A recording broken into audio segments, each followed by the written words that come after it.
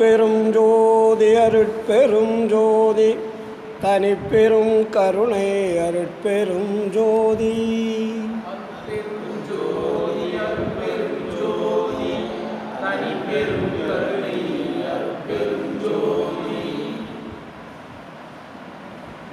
அன்பு உள்ளங்கொண்ட மதிப்பிற்கும் மரியாதைக்குரிய நமது ஆன்மநேய சகோதரர்கள் பிரான்ஸ் நாட்டிலிருந்து வந்திருக்கின்றார்கள். நா தர்ஷன், நா சுகிர்த ராசா, கண்ணம்மா, செல்வராஜி தேவன், சாயின் கிருஷ்ணன், மாயின் கிருஷ்ணன் மற்றும் கோபாலகிருஷ்ணன் இவர்களெல்லாம் நமது வள்ளல் பெருமானுடைய கொள்கையிலே தீவிரமான ஈடுபாடு உள்ளவர்கள். வடலூர் தைப்பூச திருவிழாவிற்காக வந்தவர்கள். வந்து இங்கே தமிழ்நாட்டிலே சன்மார்க்க அன்பர்களை எல்லாம் சந்தித்து ஒவ்வொருடைய கருத்துக்கள் எப்படி இருக்கிறது என்பதை தெரிந்து கொள்வதற்காக ஆசைப்பட்டு இங்கே ஒரு மாதம் இங்கே தங்கியிருக்கிறார்கள். எல்லாருமே ஃப்ரெண்ட்ஸ். இவர்கள் நம்மளை சந்திப்பதற்கு ஒரு வாய்ப்பு சென்னை மாநகரத்திலே இருந்து அவர்கள் ராமலிங்கர் மடாலயம் என்று சொல்லக்கூடிய திருவெற்றியூரிலே அங்கே தங்கியிருக்கின்றார்கள். தெய்வ திரு பூபதி அவர்கள் நேற்று என்னிடத்திலே தொடர்பேசியில் தொடர்பு கொண்டு, ஐயா உங்களை சந்திப்பதற்கு அவர்கள் விரும்புகிறார்கள், அதனால் உங்களால் வர முடியுமா என்று கேட்டார்கள். சரி, அவர்களை அங்கு வர வைப்பதை விட அவர் இருக்கிற இடத்திலே தெரியும் சென்றால் ஏதுவாக இருக்கும் என்று இங்கே வந்துள்ளோம். இப்பொழுது அவர்களெல்லாம் வள்ளல் பெருமானுடைய கொள்கையிலே ஓரளவுக்கு தீவிரமான ஈடுபாடோடு இருக்கின்றார்கள். அவருடன் சேர்ந்து இன்று ஒரு விசாரம் செய்வதற்கு ஆண்டவர் கட்டளை. அந்த அடிப்படையிலே இங்கே வந்திருக்கக்கூடிய அன்பர்கள் அவருடைய சந்தேகங்கள், இரண்டாவதாக வள்ளல் பெருமானுடைய கொள்கைகளை எப்படி உலகமெங்கும் கொண்டு செல்வது, அதற்கு எந்தெந்த வழியிலே பின்பற்றி செயல்படுவது என்பதையெல்லாம் தைப்பூசத்திலே சித்தி விழாக திருமாலையிலே என்னிடத்திலே சந்தித்து பேசினார்கள். ஆனால் கொஞ்ச நேரம் பேசுவதற்கு அங்கே வாய்ப்பில்லை. ஒரு 2 நிமிடம் பேசிவிட்டு அவர்கள் வேலையை பார்த்து வந்துவிட்டோம். இன்று சென்னையிலே அவர்கள் தங்கியிருப்பதால் இன்று அவர்களுடன் பேசக்கூடிய ஒரு வாய்ப்பை உருவாக்கியிருக்கின்றார்கள். அதிலே முதலாவதாக இருப்பவர் தர்ஷன்.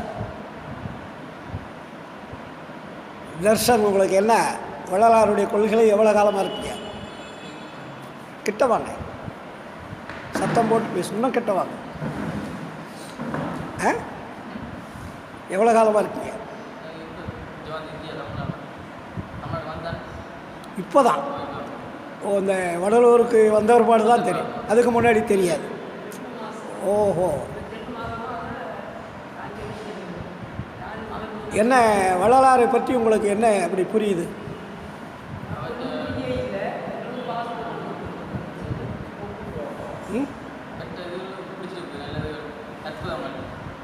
எது புரியல? அற்புதங்கள் பிடிச்சிருக்கு. என்ன அப்படி அற்புதம்?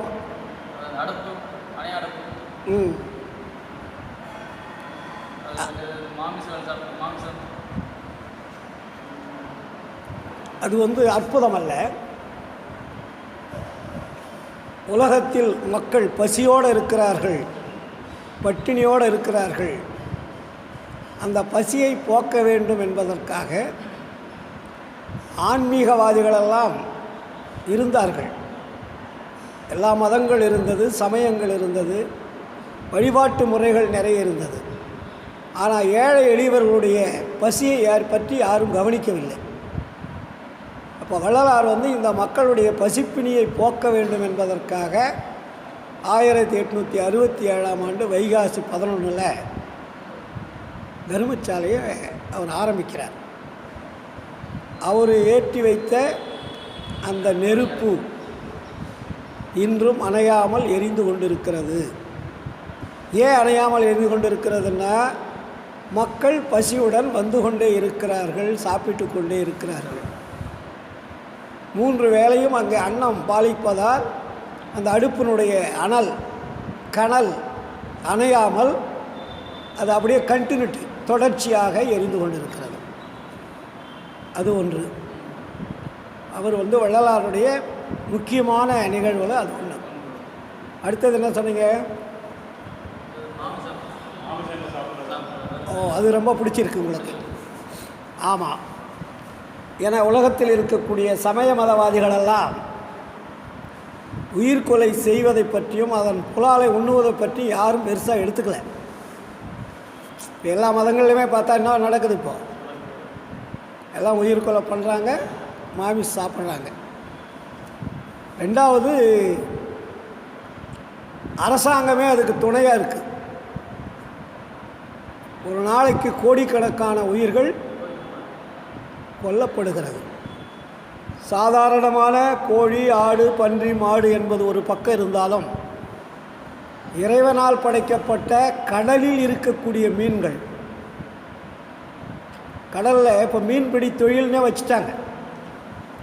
அது ஒரு தொழிலாக ஆரம்பிச்சிட்டாங்க. அது கவர்மெண்ட்டு நிறைய சப்போர்ட். அப்போ ஒரு நாளைக்கு எத்தனை ஆயிரம், எத்தனை கோடிக்கணக்கான உயிர்கள் கொல்லப்படுகிறது. இதையெல்லாம் வள்ளலார் ஏற்றுக்கொள்வதில்லை. இறைவனால் படைக்கப்பட்ட உயிர்கள் இறைவனுடைய அனுமதியின்றி அந்த உயிரை கொல்லக்கூடாது, அதனுடைய புலாலையும் உண்ணக்கூடாது என்பதுதான் வள்ளலாருடைய சட்டம். ஆனால் மக்கள் வள்ளலார் அதை சொல்லியதால் வள்ளலாருடைய கொள்கையில் அவங்க வர்றதுக்கு தயங்குறாங்க. அவர் புலால் மட்டும் சாப்பிட்டாலும் பரவாயில்ல, நீங்கள் வடலூருக்கு வாங்கன்னா அந்நேரம் வடலூர் வந்து உலகமே வர அளவுக்கு ஆகிடும். அது ஒரு பெரிய தடையாக மக்களுக்கு இருக்கிறது.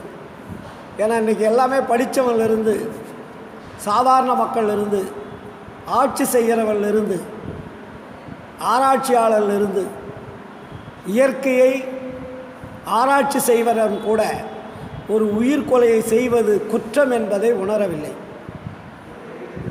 அந்த அளவிற்கு மூளை இல்லாமல், அறிவு விளக்கம் இல்லாமல் இந்த சமுதாயம் வளர்ந்து வந்தது. இதற்கெல்லாம் அடிப்படை காரணம் யார் அப்படின்னு பார்த்தா, ஜாதி, சமய, மதங்கள், அவருடைய கொள்கைகள். அவருடைய கொள்கைகள் தான் உயிர்களை கொன்றாலும் பாவம் இல்லைன்னு சொல்லி வச்சிட்டாங்க. ஒரு மதம் என்ன சொல்லுது? இறைவனால் படைக்கப்பட்ட உயிர்கள் மனிதன் உண்பதற்குன்னு சொல்லியிருக்கான். இப்படிப்பட்ட மதங்கள் இந்த நாட்டிலே இருக்கிறது. இது உலகம் பூரா ஆட்சி செய்யக்கூடிய மதங்கள். இஸ்லாம் மதம், கிறிஸ்தவ மதம். அவர்கள் எந்த காலகட்டத்திலும் உயிர்கொலை செய்யக்கூடாதுன்னு சொல்கிறதே கிடையாது. புலால் சாப்பிட்றது தவறானது, ஆண்டவர் ஏற்றுக்கொள்ள மாட்டார் என்பதை சொல்லுவதே கிடையாது. ஆனால் இயேசுநாதர் வந்து மலை பிரசங்கன்னு ஒரு பிரசங்கம் பண்ணுவார். அந்த இடத்துல சொல்கிறாரு, உயிர்களுக்கு துன்பம் தருபவர்கள், உயிர்களுக்கு துன்பம் தருபவர்களை பரலோகத்து ராஜ்யத்தின் கதவுகள் திறக்கப்பட மாட்டாதுன்னு எழுதுகிறார் இல்லையா? இதில் வந்து வள்ளலார் வந்து ஒரு தனித்தன்மை. ஏன்னா ஒரு உயிரை நம்மால் படைக்க முடியாது. நம்மால் படைக்க முடியாத எதையும் நமக்கு அழிப்பதற்கு உரிமை கிடையாது. ஒரு உயிரை உங்களால் படைக்க முடியும்னா நீங்கள் அடித்து சாப்பிடுங்க, தப்பு இல்லை. உயிரை நம்மால் உருவாக்க முடியுமா? ஒரு ஆடையோ, மீனையோ, இல்லை மாடோ வெட்டிட்டிங்கன்னா மறுபடியும் அந்த உயிரை கொடுத்து அதை எழுப்ப முடியுமா? போனது தான். இது ஒன்று. இன்னொன்று, ஒரு உயிர் கொலை செய்கின்ற பொழுது அந்த உடம்பில் இருந்து ஒரு விஷம் வெளியே வரும். அது துடிதுடிக்கின்ற பொழுது, தன்னை காப்பாற்றிக் கொள்வதற்காக அது துடிதுடிக்கின்ற பொழுது அந்த உடம்பில் இருந்து நச்சு கிருமிகளை வெளியே தள்ளும். இரத்தம் அந்த நச்சு கிருமிகள் எல்லாம் சேர்ந்து துடிதுடிக்கும். இந்த நிலையில் அந்த உயிர்கள் துன்பப்படும் போது அதை கொலை செய்து அதை புலாலை உண்ணுகின்ற பொழுது உண்ணுகின்றவன் எந்த காலத்திலும் அவன் மனிதனாகவே வாழ முடியாது. மிருகத்தன்மையாக தான் அவன் வாழ முடியும். இதை வள்ளலார் ரொம்ப ஸ்ட்ராங்காக சொல்லிட்டார். அடுத்தது என்ன பிடிக்கும்?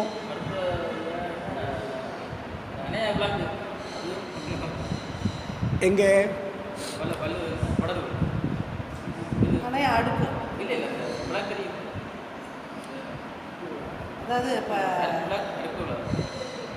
சத்தியஞான சபையில் ஒரு அடையா விளக்கு இருக்குது. அதே மாதிரி வள்ளலார் கருங்குடியில் தண்ணியில் விளக்கெரித்த இடம். கருங்குடிக்கு போனீங்களா? அருட்பா எழுதும்போது அங்கே பக்கத்தில் ஒரு கலையத்தில் எண்ணெய் வைக்கிறது பழக்கம். அந்த அம்மா ஒரு நாள் எண்ணெய் வைக்காமல் தண்ணியை வச்சுட்டு போயிடுச்சு, ஞாபகம் மறதியாக. வள்ளலார் தினமும் அந்த விளக்கில் அந்த எண்ணெயை ஊற்றி எழுதுறது பழக்கம். அந்த அம்மா வச்சுட்டு போனோடனே அன்றைக்கு என்ன பண்ணுச்சு, இது எண்ணெய் தான் நினச்சிட்டு எண்ணெய் நினச்சிக்கிட்டு தண்ணியை ஊற்றுறாரு. தண்ணியை ஊற்றும் போது அந்த விளக்கு தானாக எரிஞ்சிக்கிட்டு இருக்குது. எரியும் போது யார் வராங்க? அந்த அம்மா காலையில் வந்துருச்சு. ஐயோ, பெருமாளுக்கு நம்ம தண்ணியை வச்சுட்டோமே, எண்ணெய் வைக்க மறந்துட்டோமே, ஆனால் நம்ம வச்ச தண்ணியை ஊற்றுறாரு, ஆனால் அது விளக்கு எரியுது அப்படின்னு அந்த அம்மா ஆச்சரியப்பட்டுக்கிட்டு, சாமி இது என்ன, இது அற்புதம் அப்படின்னு அங்கே சொல்லும்போது தான் அவருக்கு தெரியுது. வள்ளலார் திரும்பி பார்க்குறாரு, அங்கே என்ன இருக்குது? தண்ணி இருக்குது. தண்ணியை ஊற்றுறாரு, எரியுது. இது அது ஒரு அற்புதம். அவர் திருவருட்பா எழுதும்போது அப்போல்லாம் சபை சாலையெல்லாம் கட்டலை, சாலையும் கட்டலை, சபையும் கட்டலை. கருங்குடியில் இருக்கும்போது நடந்தது. இன்னொரு விளக்கு, அணையா விளக்கு சத்தியஞான சபை. சத்தியஞான சபையில் எப்பயுமே அது அணையா விளக்காக வச்சுருப்பாங்க. அது எண்ணெய் குறைய ஊற்றிடுவாங்க, அது எரியும். அது பகலில் ஒரு 11:30 மணிக்கு வழிபாடு, இரவில் ஒரு 7:30 மணிக்கு வழிபாடு டெய்லி பண்ணுவாங்க. அதுக்கப்புறம் மாத போஸ்தில் 7 திரைகளை நீக்கி ஜோதி தரிசனம் காட்டுவாங்க.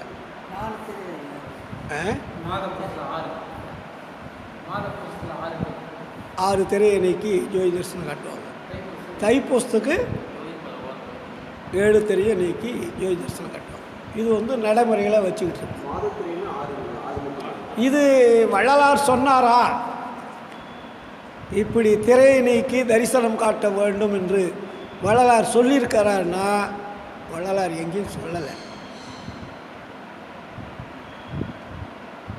சத்தியஞான சபையில் நீங்கள் 12 மணிக்கு 11:30க்கு தான் வழிபாடு பண்ணோம், 7:30க்கு தான் வழிபாடு பண்ணோம், மாத போஸ்துக்கு திரைகளை நீக்கி ஜோதி தரிசனம் கட்டணும், தைப்பூசத்துக்கு 7 திரைகளை நீக்கி ஜோதி தரிசனம் காட்டுன்னு அருட்பாவில் எங்கேயுமே அவர் சொல்லலை. இது அக்காலத்தில் சமயவாதிகளால் உருவாக்கப்பட்டது. அது அப்புறம் பேசுவோம், அது நிறைய விஷயங்கள் இருக்குது. அடுத்தது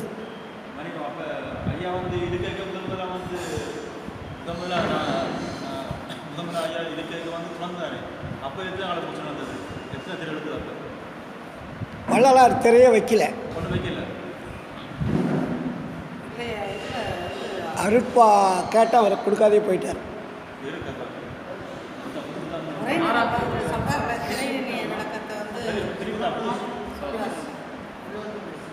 அகவல்லையே சொல்கிறாருமா.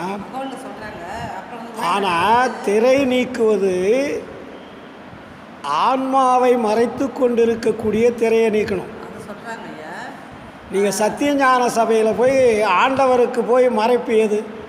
மறைப்பு அது இல்லை, எல்லாருமே ஒத்துக்க வேண்டியது தான். ஆனால் அந்த திரை விளக்கத்தை அகவலில் சொல்லியிருக்கோன்னு சொல்லிட்டு உரைநடையில் எழுதியிருக்காருல்ல. ஆமாங்க, அகவல் இருக்கிறதா உரைநடையில் போட்டிருக்காங்க. அதாவது நீங்கள் பார்த்து நீங்கள் விளங்கிக்குங்க அப்படின்னு சொல்கிறாரு வள்ளலார். அதுதான் உங்களுக்கு அகவலில் தெளிவாக சொல்லிட்டார். உங்களுடைய ஆன்மாவை மறைத்து கொண்டிருக்கக்கூடிய திரைகள் என்ன, எதை எதை நீக்க சொல்கிறாரு? நான் சொல்கிறத நல்லா கேட்டுங்க. சத்தியஞான சபையில் நீங்கள் 7 திரையை நீக்கி ஜோதிஷஸ்திரம் காட்டுங்கன்னு எங்கே எழுதியிருக்காரா? ஆனால் சத்தியஞான சபை விளக்க பத்திரிகைன்னு எழுதுகிறார். சத்தியஞான சபை விளக்க பத்திரிகையில் சத்தியஞான சபை கட்டிட்டு அதுக்கு ஒரு விளக்க பத்திரிகைன்னு எழுதுகிறார்.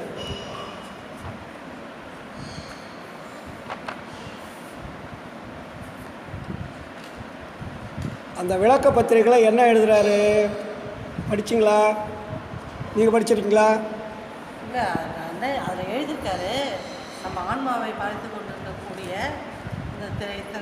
இல்லைம்மா, அதை நான் வள்ளலார் சத்தியஞான சபை ஏன் கட்டுறாரு, எதுக்காக கட்டுறாருன்னு தெரிஞ்சால் தான் நமக்கு புரியும். தர்மசாலை ஆரம்பிச்சிட்டார். தர்மசாலை ஆரம்பிச்சிட்ட பிறகு கடவுள் யாருன்னு உலகத்துக்கு அறிமுகப்படுத்தணும். இல்லை, இதுக்கு முன்னாடி பல கடவுள்களை நம்ம வழிபாடு பண்ணிட்டு வந்திருக்கோம். முருகன், விநாயகர், பிள்ளையார், பார்வதி, பரசிவன், பிரம்மா, விஷ்ணு, சங்கரன், மகேஸ்வரன், சதாசிவன் என்று சொல்லக்கூடிய நிறைய கர்த்தாக்களை நமக்கு வழிபாடு தெய்வங்களாக நம்ம பார்த்து படித்து வழிபாடு பண்ணிகிட்டு இருக்கிறோம். வள்ளலாரும் அப்படி தான் வராரு ஆரம்ப காலத்தில் இருந்து, இல்லையா? வந்துட்ட பிறகு ஆண்டவர் நான் தான் கடவுள் என்பதை அவருக்கு அறிமுகப்படுத்துகிறார். இதுவரையும் உலகத்தில் இருக்கக்கூடிய கடவுளெல்லாம் வள்ளலாரும் வணங்குறாரு, எழுதுகிறாரு, பாடல்களை நிறைய எழுதி வச்சிருக்காரு. ஆனால் இறுதியில் வள்ளலாருக்கு ஆண்டவர் சொல்கிறார், என்னன்னு சொல்கிறாரு? கடவுளை தேடிக்கொண்டே இருந்தார் வள்ளலார். இந்த தெய்வங்கள்லாம் வழிபாடு பண்ணிகிட்டு இருந்தாலும் இந்த கடவுள்லாம் உண்மையான கடவுள் இல்லைன்னா அவருக்கு தெரியும். உண்மையான கடவுள் யார் என்பதை வள்ளல் பெருமான் தேடிக்கொண்டே இருக்கிறார். புரியுதா? எண்ணாதது எண்ணி இசைத்தேன், எந்தன் பாட்டை சத்தியமாய் தான் புனைந்தான், முன்பாட்டு காலையிலே தருமச்சாலையிலே வாயன்றான் தான் அப்படின்னு ஒரு பாட்டு சொல்கிறார். நீ ஆண்டவரை தெரிந்து கொள்ள வேண்டுமானால் நீ தருமச்சாலை கட்டிட்டு வாடான்ட்டார் ஆண்டவர். தருமச்சாலை என்பது என்ன? ஜீவ காருண்யம். அதுக்கு பேர் என்ன? ஜீவகாருண்யம்னு அதுக்கு பேர். ஜீவகாருண்யம் இல்லாமல் கடவுளை காண முடியாது என்பதை தெளிவுபடுத்திட்டார். புரியுதா? அப்போ என்ன சொல்கிறாரு? காலையில் எந்த எனக்கு கிடைத்த பெரும்பொருளே, கழிப்பே, என் கருத்தகத்தே கனிந்த நெருங்கனியே, மேலையிலே இம்மையிலே ஒருமையிலே தவத்தால் மேவுகின்ற பெரும் பயணம் விளைவையெல்லாம் தருமச்சாலையிலே ஒரு பகலில் தந்த தனிப்பதியே. இறைவனுடைய அருள் அப்புறம் வள்ளலாருக்கு எங்கே வருது? தருமச்சாலையில் வருது. எப்படி?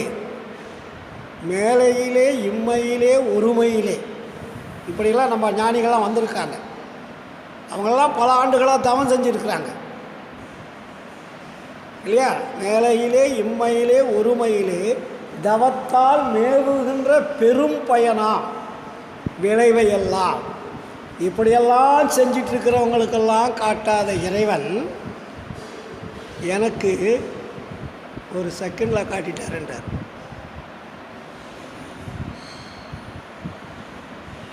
தருமசாலையில் ஒரு பகலில் தந்த தனிப்பதியை. ஒரு பகல்னா எத்தனை மணி நேரம்? 12 மணி நேரம். நம்ம கணக்குக்கு 12 மணி நேரம். அதுக்கப்புறம் தான் இமீடியட்டாக வள்ளல் பெருமான் அருட்பெருஞ்சோதி ஆண்டவர் யார் என்பதை காட்டி, இப்படித்தான் நீ இனி செயல்படணும்னு ஒரு ஆர்டரை போடுறாரு. என்ன ஆர்டர் போடுறாரு தெரியாது.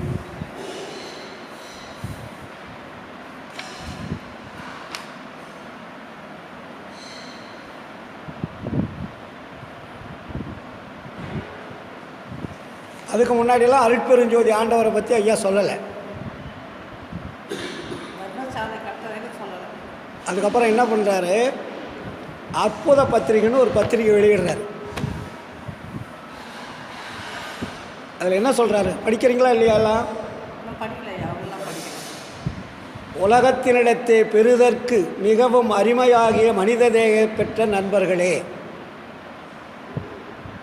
அறிவு வந்த காலம் முதல் அறிந்தறியாத அற்புத அறிவுகளையும் அடைந்தறியாத அற்புத குணங்களையும் கேட்டறியாத அற்புத கேள்விகளையும் செய்தறியாத அற்புத செயல்களையும் கண்டறியாத அற்புத காட்சிகளையும் அனுபவித்தறியாத அற்புத அனுபவங்களையும் இது தருணம் தொடங்கி கிடைக்கப் பெறுகின்றேன் என்ற உணருகின்ற ஓர் சத்திய உணர்ச்சியால் பெருங்களிப்புடையதாகி இருக்கின்றேன். இதில் என்ன புரிஞ்சுக்கிட்டீங்க? இதுவரைக்கும் தெரிந்து கொள்ளாத அறிந்து கொள்ளாத ஒரு உண்மையை தெரிவிக்கிறேன் என்று சொல்லி கேட்ட பிறகு நான் எப்படி இருக்கேன்? சத்திய உணர்ச்சியால் பெருங்களிப்புடையவனாகி இருக்கின்றேன். பெருங்களிப்பு சாதாரண களிப்பல்ல. நீவர்களும் அவ்வாறு பெற்று பெருங்களிப்பு அடைதல் வேண்டுமென்று எனக்குள்ளே நின்று நிறைந்து எழுந்து வெளிப்பட்ட எனது சுத்த சன்மார்க்க லட்சியமாகிய, அதுவரையும் சுத்த சன்மார்க்க லட்சியத்தை பற்றி அவர் சொல்லலை. சுத்த சன்மார்க்க லட்சியமாகிய ஆன்மநேய ஒருமைப்பாட்டு உரிமை பேராசை பற்றியே இதனை தெரிவிக்கின்றேன். அப்போதான் பேராசைன்ற மக்கள் பலர் பயன் அடையணுன்ற நோக்கத்தோடு அந்த பேராசை. அப்புறம் என்ன சொல்கிறாரு?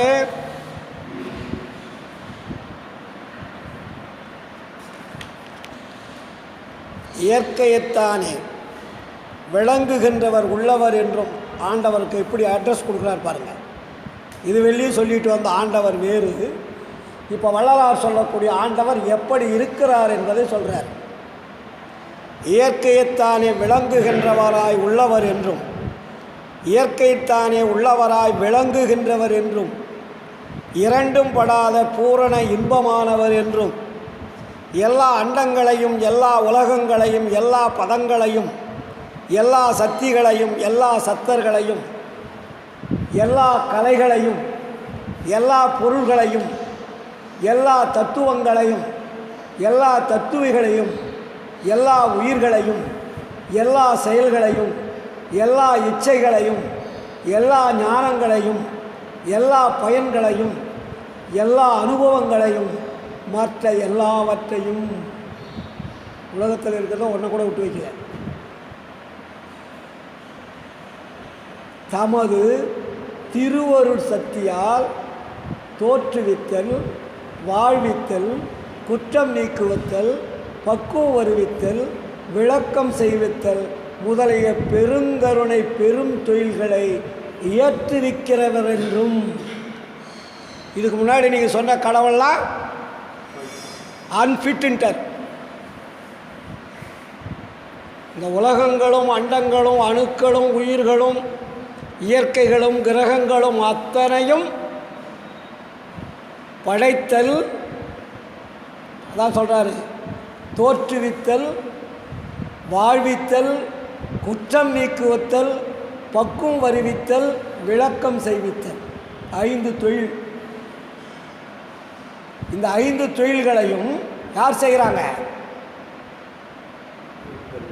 முதலிய பெருங்கருணை பெரும் தொழில்களை ஏற்றுவிக்கிறவர் என்றும், எல்லாம் ஆனவர் என்றும், ஒன்றும் அல்லாதவர் என்றும், சர்வ காருண்யர் என்றும், சர்வ வல்லவர் என்றும், எல்லாம் உடையராய் தமக்கு உருவாற்றானும் ஒப்பு உயர்வில்லா தனிப்பெரும் தலைமை அருட்பெருஞ்சோதியர் என்றும், சத்திய அறிவால் அறியப்படுகின்ற உண்மை கடவுள் ஒருவரே. இதை விட என்ன விளக்கம் சொல்லணும்? இந்த சன்மார்க்கி ஏதாவது கேட்டுட்டு ஒழுக்கமாக இருக்காங்களா?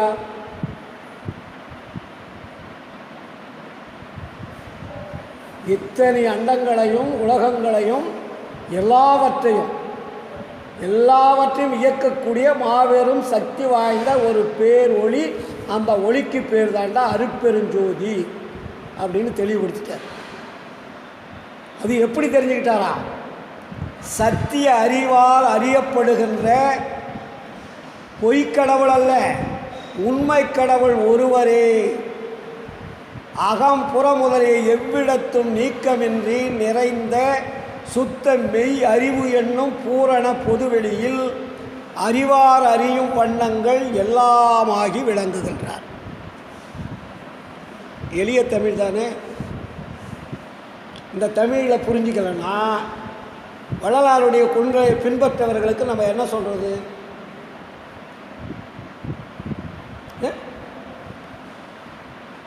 150 ஆண்டுகளுக்கு மேலாச்சு. வள்ளலார் கூட இருந்தவங்களும் ஒரு பயலும் வள்ளலாருடைய கொள்கையை பின்பற்றவில்லை.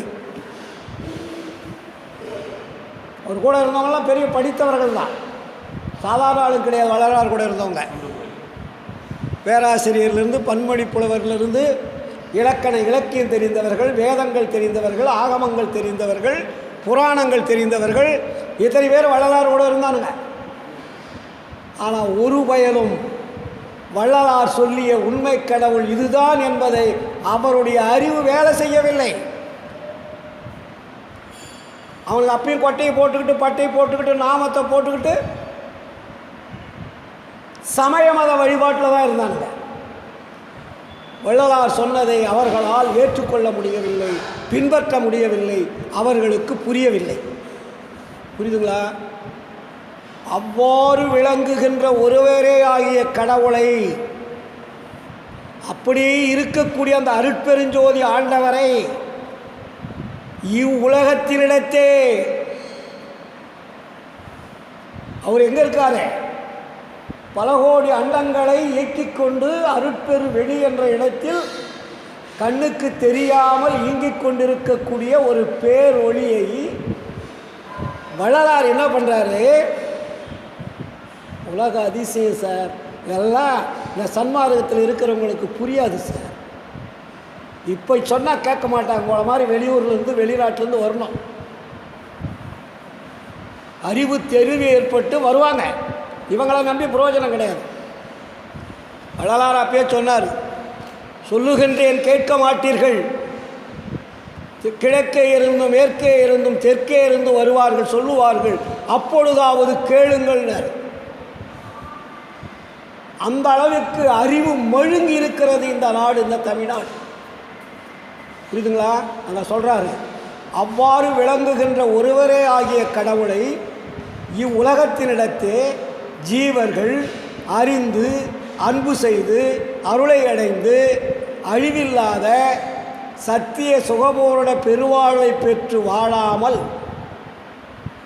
பல்வேறு கற்பனைகளால் பல்வேறு சமயங்களிலும், எவ்வளோ டைட்டில் கொடுக்குறாருங்க, பல்வேறு சமயங்களிலும் பல்வேறு மதங்களிலும் பல்வேறு மார்க்கங்களிலும் பல்வேறு லட்சியங்களை கொண்டு நெடுங்காலமும் பிறந்து பிறந்து அவத்தை வஸ்தர்களாகி சிற்றறிவுமின்றி விரைந்து விரைந்து பல்வேறு ஆபத்துகளினால் துன்பத்தில் அழுந்தி இறந்து இறந்து வீண் போகின்றார்கள்.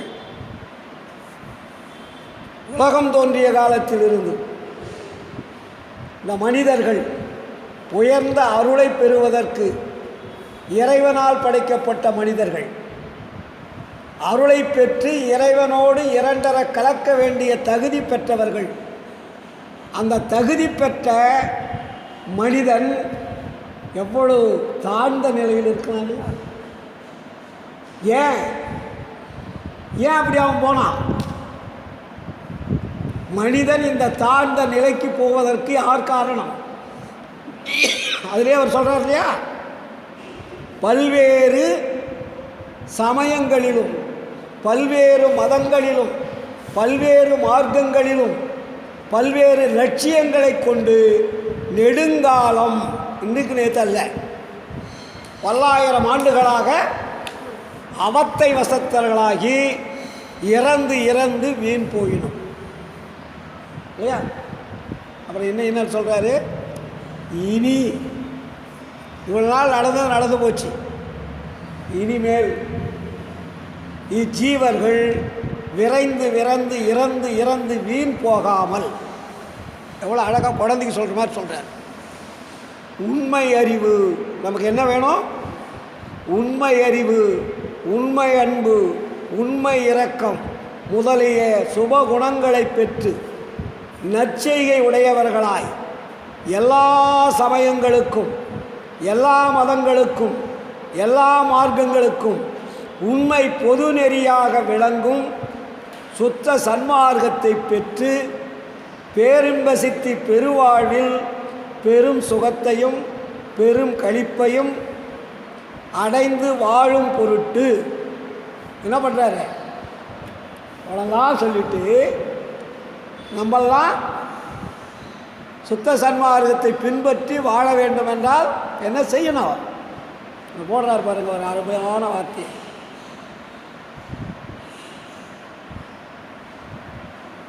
பேரின்ப சித்தி பெருவாழ்வில் பெரும் சுகத்தையும் பெருங்களிப்பையும் அடைந்து வாழும் பொருட்டு மேற்குறித்த, முன்னாடி சொன்ன உண்மை கடவுள் தாமே திருவுளம் கொண்டு சுத்த சன்மார்க்கத்தின் முக்கிய லட்சியமாகிய உண்மை விளக்கம் செய்கின்ற ஓர் ஞான சபையை, வள்ளலார் இஷ்டத்துக்கு ஞான சபையை கட்டல, ஆண்டவர் சொல்றார், ஓர் ஞான சபையை இங்கே தமது திருவருட் சம்மதத்தால் ஏற்றுவித்து இக்காலம் தொடங்கி அளவு குறிக்கப்படாத நெடுங்காலம் அளவு குறிக்கப்படாத அற்புத சித்திகளெல்லாம் விளங்க யாமே அமர்ந்து விளையாடுகின்றோம். யார் சொன்னது? அருட்பெருஞ்சோதி ஆண்டவர் சொல்றாரு ஐயாட்ட, என்னும் திருக்குறிப்பை வெளிப்படுத்தி அருட்பெருஞ்சோதியராய் வீற்றிருக்கின்றார். நிகழ்காலம் வள்ளலார்கிட்ட சொல்லிட்டு சத்திய ஞான சபையை இமீடியட்டாக கட்டப்பாடுறார். சபைக்கு போனீங்கள, அந்த சபையை அருட்பெருஞ்சோதி ஆண்டவர் கட்ட சொல்றார்.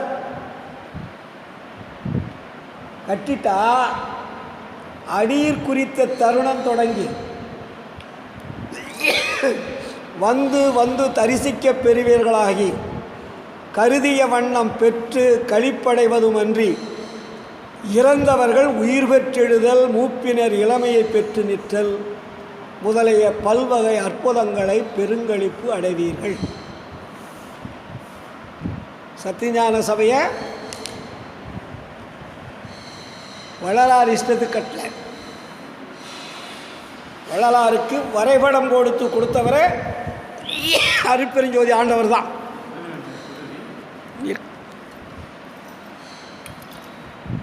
நம்ம நம்ம மாதிரி வீடு கட்டுறதுக்கு ஒரு ப்ளூ பிரிண்ட்டு போடுவோம் இல்லையா? அப்போ அருட்பெருஞ்சோதி ஆண்டவர் தான் வள்ளலாருக்கு ப்ளூ பிரிண்ட்டு போட்டு கொடுக்குறாரு.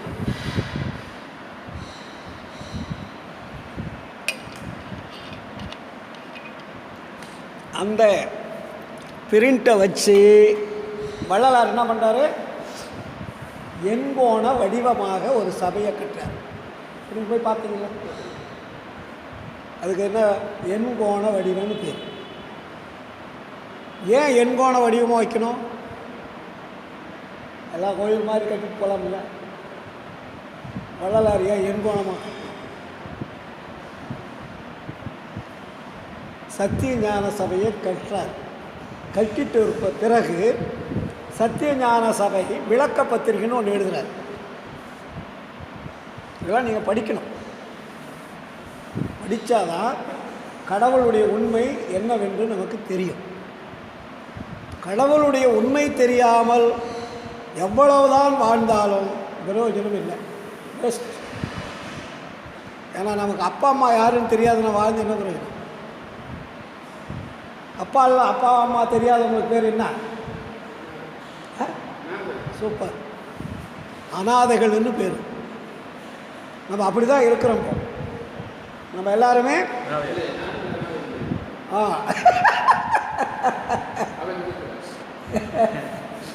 அந்த தெளிவு வரணும் நமக்கு. அம்மா யார் அப்பா யாருன்னா உடனே அருட்பெருஞ்சோதி ஆண்டவர் தான் சொல்லணும். தாயாகி தந்தையுமாய் தாங்குகின்ற தெய்வம்னார். தனக்கு நிகரில்லாத தனித்தலைமை தெய்வம்னார்.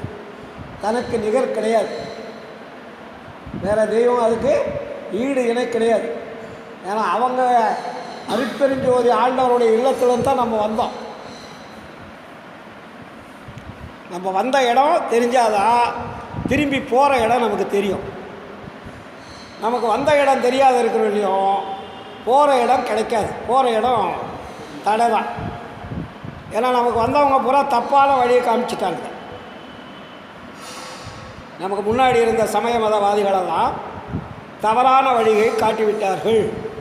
அதனால் நம்ம என்ன பண்ணோம்? அவன் சொன்ன வழியிலே போய் முட்டிக்கிட்டு மறுபடியும் வந்துட்டோம். போனால் தடை, மறுபடியும் மரணம் தான் வருது. அவர்களெல்லாம் சாவதற்கு வழிகாட்டினார்கள். வள்ளலார் சாகாமல் இருப்பதற்கு வழிகாட்டினார். அவன் சாகாமல் இருப்பதற்கு வழினா எது? சுத்த சன்மார்க்க பெருநெறினார். வள்ளலார் காட்டிய அந்த பெருநெறியில் நம் வாழ்க்கையை அமைத்து கொண்டால் மட்டுமே மரணத்தை வெல்ல முடியும். இங்கே ஒரு கால் அங்கே ஒரு கால் வச்சுட்டு இருந்தால் வேலையாகாது. இன்னும் சந்தேகத்தை வாழ்நாள் பூரா கேட்டுக்கிட்டு இருந்தால் வேலையாகாது. பிடிக்கணும் கடவுளை.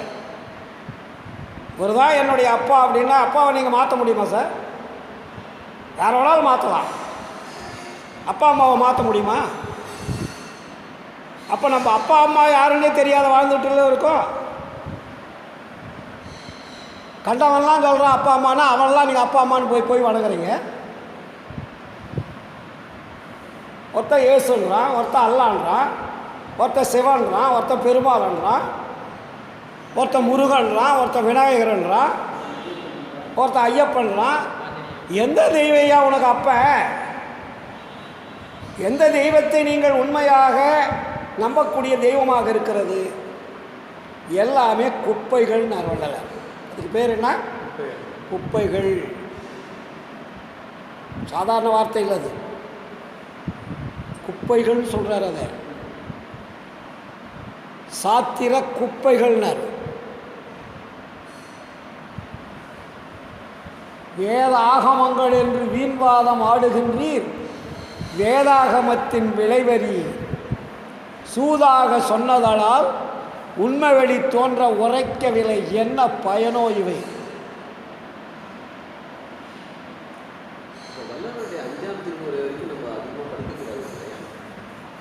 புரியுதுங்களா இல்லையா? அப்போது ஞான சபையை என்ன பண்ணுறாரு?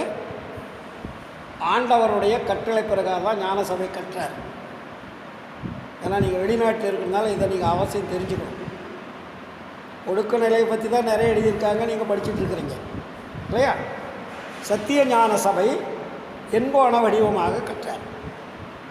எண்கோண வடிவமாக கட்டிட்டு அவர் என்ன சொல்கிறாருன்னா,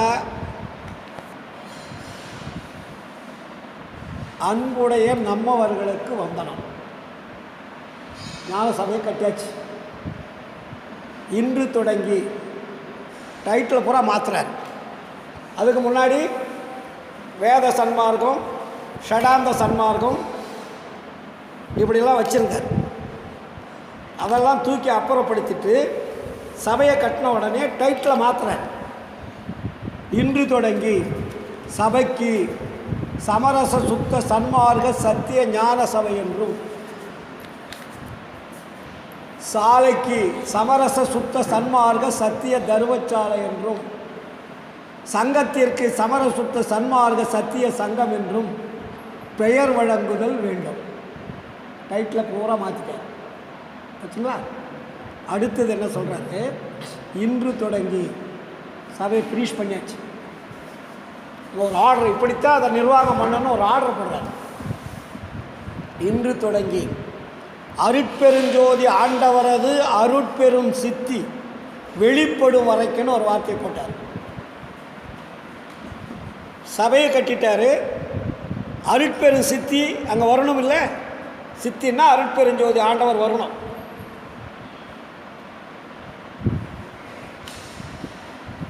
அவர் வர வரைக்கும் ஒரு வீடு கட்டினா வீட்டில் நம்ம குடி போகிற வெளியே அங்கே ஒரு பாதுகாப்பு வைப்போமில்ல. குடி போகிறது நம்ம ஒரு டேட்டை நிர்ணயம் பண்ணுவோம். அது வெளியே வீட்டெல்லாம் கட்டியாச்சு, அதெல்லாம் பண்ணியாச்சு. முடிச்சுட்டு போட அங்கே யாரோ ஒரு ஆளை வைக்கணுமில்ல, பாதுகாப்பு.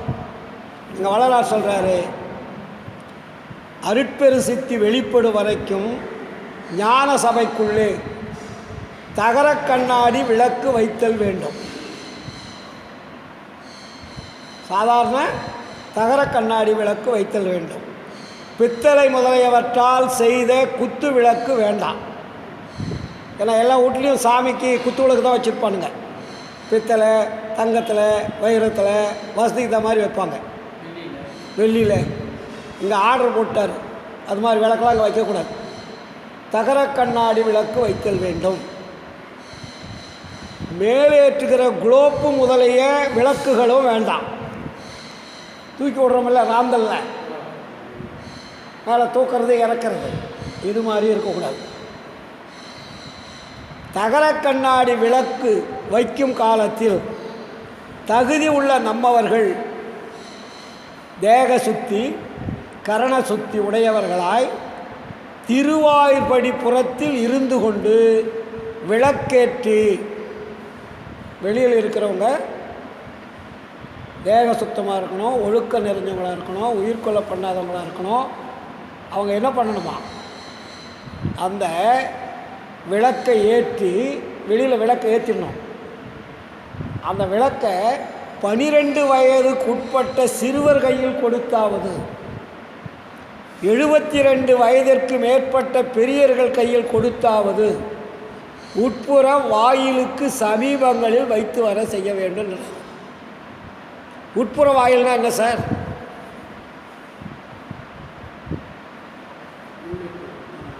சபையை கட்டியாச்சு சார், எண்கோண வடிவமாக கட்டியாச்சு.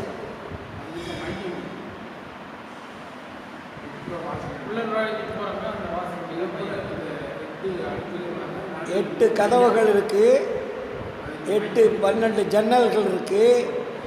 ஏன்னா ஆனால் அந்த விளக்கு ஆண்டவர் அங்கே அமர்ற வெள்ளியும் நீங்கள் அதை பாதுகாப்பாக பண்ணணும். அதுக்கு உள்ளே போகக்கூடாது. உள்ளே போய் நீங்கள் ஜோதி வச்சுருக்கிறீங்களே, அந்த இடத்துல போய் ஜோதி வைக்கக்கூடாது. வாயிற்படி புறத்தில் எழுதுறாரு. ஒரு வீட்டுக்கு வெளிச்சம் வேணும்னா அந்த இடத்துல வச்சுட்டு நீங்கள் அப்படியே போயிடணும், உள்ளே வரக்கூடாது. வாயிற்படி புறம்னா என்ன? ஒரு வாசலுக்கு வாசப்படி, ஒரு கதவு இருக்கும், வாசப்படி இருக்குங்கள, அதுக்கு பக்கத்தில் வைக்கணும்னு அர்த்தம். புரியுதுங்களா? சாதாரணமான விஷயம் கிடையாது. ஏன் அப்படி வைக்கணும்னா, ஆண்டவர் வருவரைக்கும் நான் சொல்கிறாரு. அவர் எப்போ வருவார்னா அப்புறம் தான் அவர் ஆர்டர் கொடுக்குறாரு. இப்போது கூட இருக்கிறவங்க இதெல்லாம் செய்யணுன்னு வள்ளலார் ஆர்டர் போடுறாரு. 12 வயசு உள்ளவன் 72 வயசுக்கு உள்ள மேலே. ஏன்னா அவங்கள் ஆசை இல்லாதவர்கள், சுக்கிலம் உணர்ச்சி இல்லாதவர்கள்னு அர்த்தம். 72 வயசுக்கு மேலே அவனுக்கு உணர்ச்சி வராது. 12 வயசுக்குள்ளே பொம்பளையை தேட மாட்டான். அப்போ அந்த வயசு பற்றற்ற வயசு. அந்த வயது உள்ளவன் தான் அந்த விளக்கு கொண்டு போய் அங்கே வைக்கணும். அதாவது வீட்டுக்கு வெளியே வைக்கணும், வாசப்படி. வாசற்படி புறத்தில், புறத்தில்னா என்ன? வாசற்படி இங்கே இருக்குது, புறம் உள்ள அந்த லாக் பண்ணிடணும். அதை பின்னாடி வராரு அவர் சொல்லுவார், உட்புறத்தில். புரியுதுங்களா?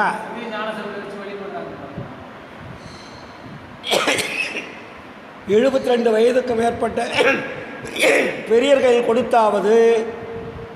நீங்கள் கேட்ட கேள்விக்கு வருது, அதுக்குள்ளே ஏன் மறக்கிறீங்க? உட்புற வாயில்களுக்கு சமீபங்களில் வைத்து வர செய்விக்க வேண்டும். விளக்க வெளியில் இருக்கிறவங்க கொடுத்து 12 வயசு இல்லாட்டி 72 வயசுங்கிட்ட கொடுத்து உள்ளே போய் வைடான்னு சொல்லணும். அந்த பையனுக்கு தெரியாதுல்ல, அதுக்காக இந்த விளக்கை ஏற்றி தம்பி அந்த உள்ளே போய் வை. உட்புற வாயில்களுக்கு சமீபங்களில் வைத்து வர வேண்டும். சமீபங்கள்னால் என்ன? வாசப்படி ஒட்டு மாதிரி. 4 நாளைக்கு ஒரு விசை காலையில் மேல் குறித்த சிறியரை கொண்டாயினும் பெரியரை கொண்டாயினும் உள்ளே தூசு துடைப்பிக்க வேண்டும். உள்ள அந்த வெற்றி இடமா இருக்கு இல்லையா, டஸ்ட்டு உள்ளே போயிடும். அதனால் அதெல்லாம் துடைக்கணுன்றார். அது எப்படி துடைக்கணுமா? தூசு துடைப்பிக்க புகும்போது நீராடி சுத்த தேகத்தோடு கால்களில் வத்திரம் சுற்றி கொண்டு வெறுங்காலம் மெரிச்சிட்டு போகக்கூடாது. காலில் துணி சுற்றிக்கணும். வத்திரம் சுற்றி கொண்டு புகுந்து, துணி சுற்றிக்கிட்டாலும் நடக்கக்கூடாது. முட்டிக்காலிட்டு, முட்டியில் நடந்து போகணுன்றார். முட்டிக்காலிட்டு கொண்டு தூசு துடைப்பிக்க செய்விக்க வேண்டும். விளக்கு வைக்கின்ற போதும் இங்கனமே செய்விக்க வேண்டும். எல்லாம் எளிய தமிழ் தான் எழுதியிருக்காரு. விளக்கு வைத்ததற்கும் தூசு துடைத்ததற்கும் தொடங்குகின்ற 12 வயதுக்குட்பட்ட சிறுவரும் 72 வயதுக்கு மேற்பட்ட பெரியரும் எப்படி இருக்கணுமா? பொருள், இடம், போகம் முதலியவற்றில் இச்சை சிறிதும் இல்லாதவர்களாய், தெய்வ நினைப்புள்ளவர்களாய், அன்புடையவர்களாய் இருத்தல் வேண்டும். விளக்கு வைக்கும் போதும் தூசு துடைப்பிக்கும் போதும் நம்மவர்களில் நேர்ந்தவர்கள் புறத்தில் நின்று பரிசுத்தராய் மெல்லென துதி செய்தல் வேண்டும். வெளியில் நம்ம என்ன பண்ணோம்? ஏதாவது மெல்லென அற்ப பாடல்களை படிக்கணும். புறத்தில் நின்று பரிசுத்தராய் மெல்லென துதி செய்தல் வேண்டும். யாரும் யாதொரு காரியம் கொடுத்தும் தற்காலம் உள்ளே புகுதல் கூடாது. என்ன சட்டம்? ஞானசபை திறவுகோல் ஒருவர் கையிலும் வெளிப்பட இருத்தல் கூடாது. அந்த சாவி யார் கண்ணுக்கும் தெரியக்கூடாதுன்றார். அத்திறவுகோலை வேறொரு பெட்டிக்குள் வைத்து அப்பெட்டியை பூட்டி பொற்சபைக்குள் வைத்து அப்பெட்டி திறவுகோலை ஆஸ்தான காவல் உத்தரவாதியாக இருக்கின்றவர் கையில் ஒப்புவித்தல் வேண்டும். இது வள்ளலாருடைய ஆர்டர். வள்ளலார் கூட இருந்தவங்க அதை செஞ்சாங்களான்னா எவனும் செய்யலை. ஒரு சட்டத்தை கொடுத்துட்டார்ல. வள்ளலார் கூட இருந்தவர்கள் வள்ளலார் சொல்லிய மாதிரி யாரும் செய்யலை.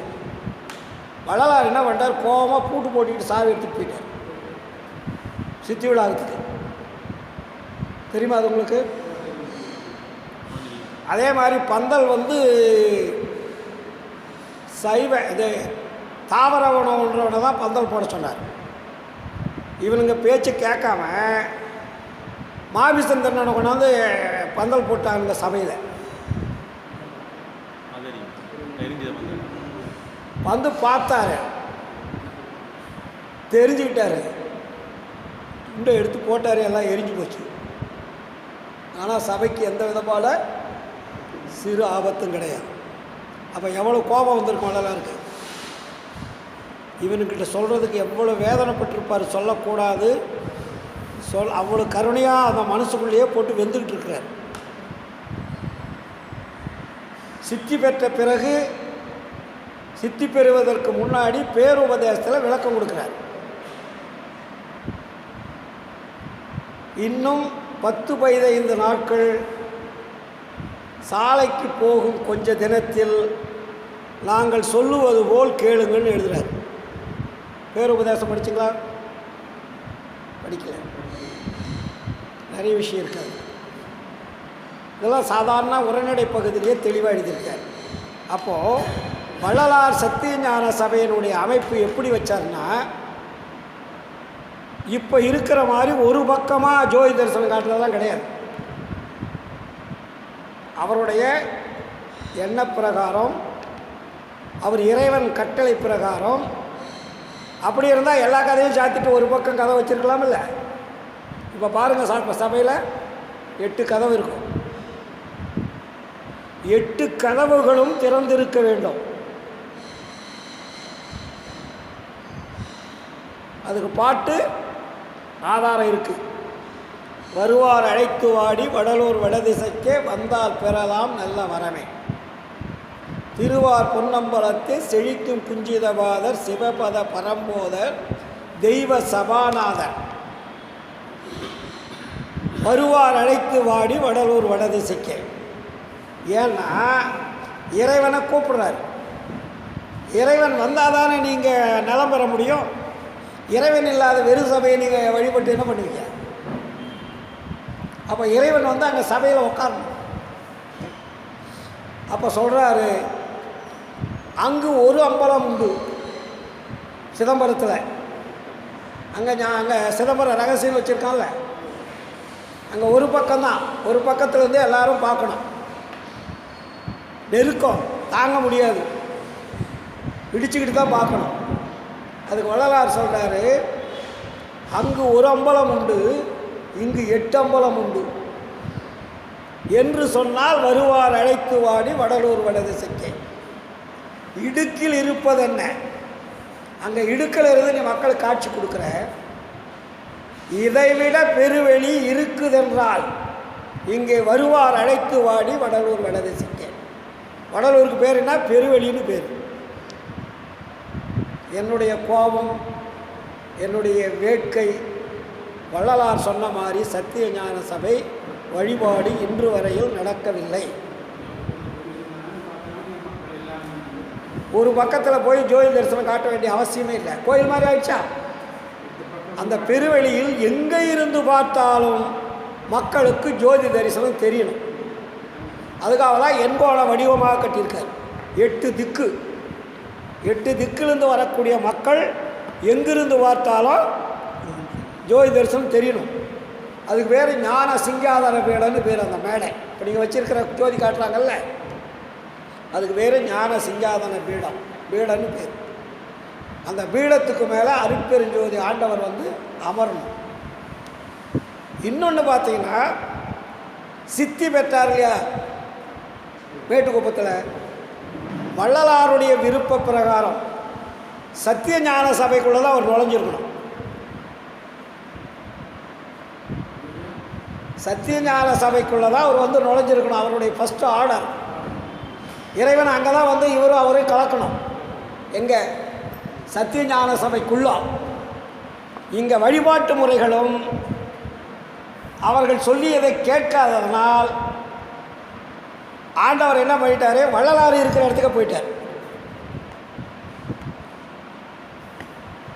சித்திவிளாக திருமாலைக்கு போயிட்டார். அதனால தான் சொல்லுவார், சத்தியவான் வார்த்தை இது தான் உரைத்தேன் கண்டாய், சந்தேகம் இளையதனில் சந்தோடம் உருவாய், இத்தினமே அருஜோதி எய்துகின்ற தினமாம், இனிவரும் தினங்களெல்லாம் இன்பமுறு தினங்கள். சுத்த சிவ சன்மார்க்கம் துலங்கும், எல்லா உலகும் தூய்மையுறும், நீ உரைத்த சொல் அத்தனையும் பலிக்கும்.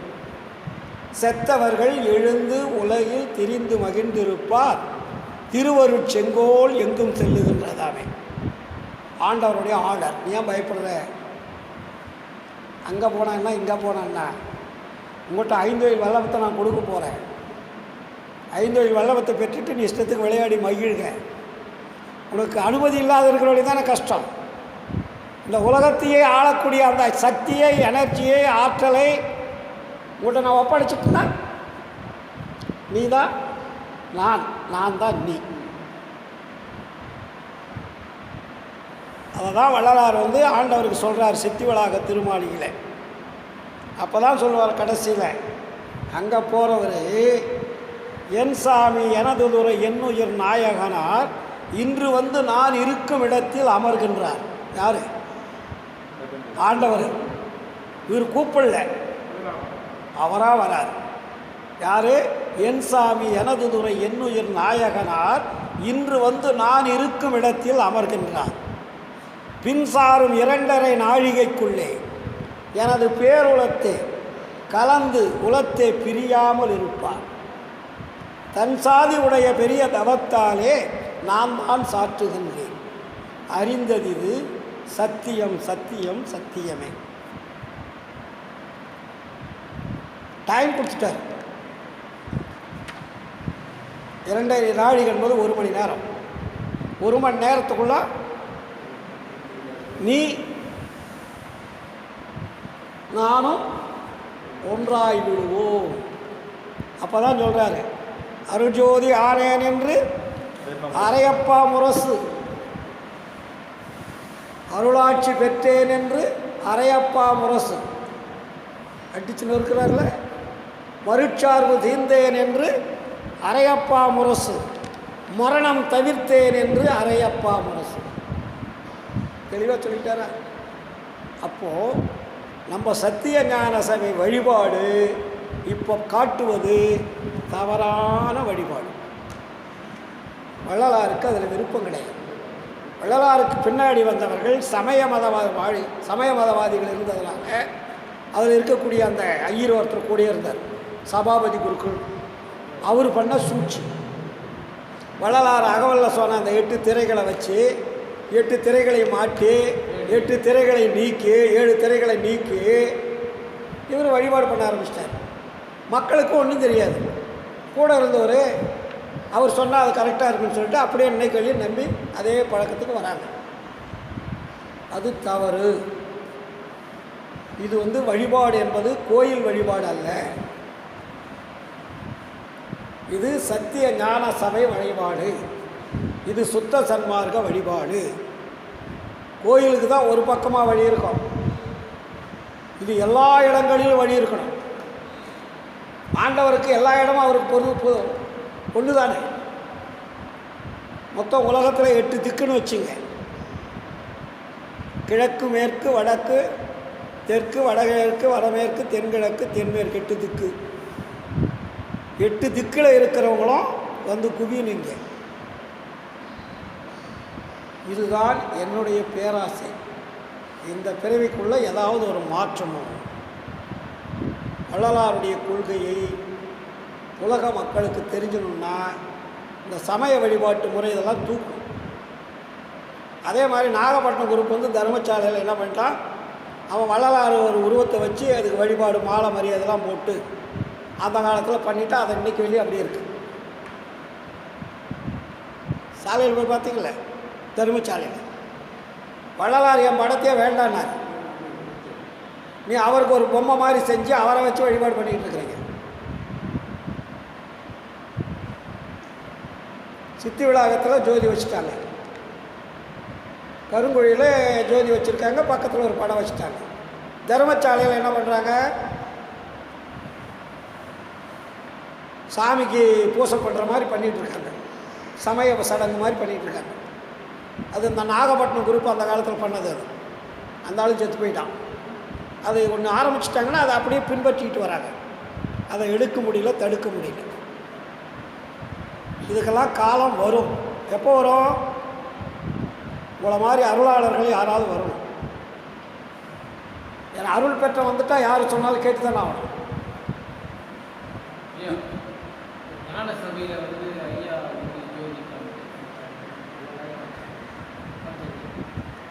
அவங்க சொல்லிகிட்டு இருக்காங்க, அவரெல்லாம் ஜோதி காட்டு.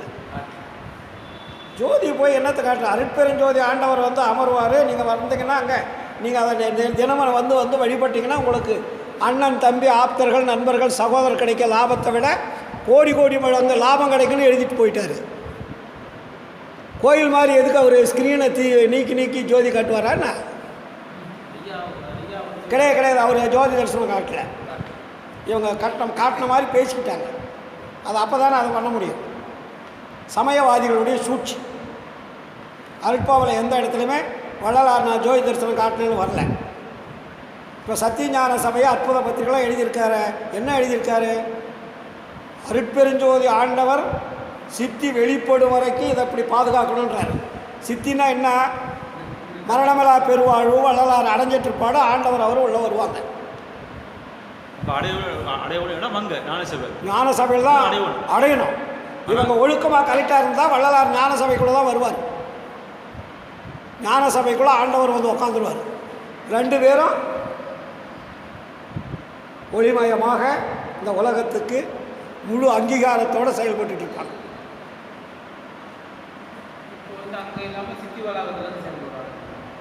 இங்கே வந்துட்டாருன்னு வச்சுங்க, அதை இன்னும் வந்து அதை வழிபாட்டு முறைகளை மாற்றினா ஆண்டவர் எல்லா இடத்துலையும் இருக்கார். ஆண்டவர் வந்து இங்கே தான் இருக்கிறார், இங்கே தான் இல்லைன்னு இல்லை. கூடுகின்ற சன்மார்க்க சங்கத்தை நடுவிருந்து குலாவுகின்ற என்றார். நம்ம பேசிகிட்டு இருக்கிறத ஆண்டவர் கேட்டுக்கிட்டு இருப்பார். ஆண்டவர் இல்லாத இடம் கிடையாது. பாமர மக்களுக்கு இதுவரையும் வழிபாடு செய்து கொண்டிருந்த பக்தி மார்க்கத்தில் உள்ளவர்களுக்கு அது ஒரு எடுத்துக்காட்டு.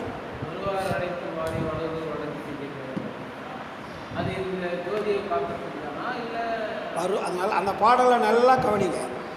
வருவார் அழைத்து வாடி வடலூர் வடதிசைக்கு. யாரை அழைத்து வரணும்?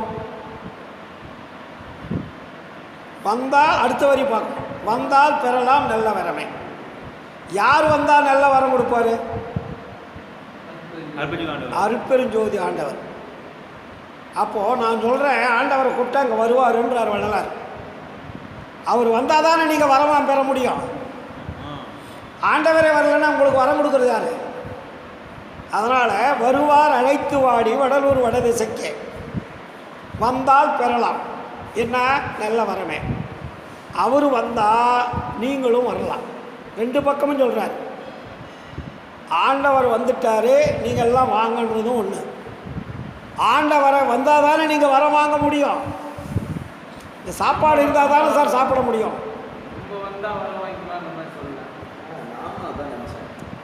ஆண்டவர் வந்தால் தான் சார் உங்களுக்கு வரம் கிடைக்கும். இந்த சாப்பாடு இருந்தால் தானே சாப்பாடு போட முடியும். வந்துட்டார். அதான் இங்கே வர வேண்டிய ஒரு சித்தி விழாத்துக்கு வந்துட்டார்.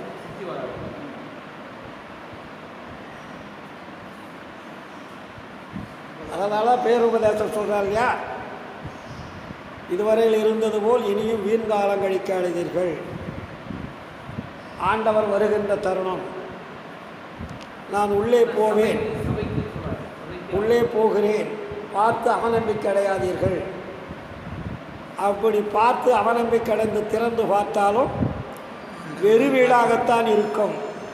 ஆண்டவர் என்னை காட்டி கொடுக்க மாட்டார். காட்டி கொடுக்க மாட்டார்னா என்ன? உள்ளே இருப்பார், உங்கள் கண்ணுக்கு தெரியாது. புரியுதுங்களா? அவர் எங்கேயும் போகல,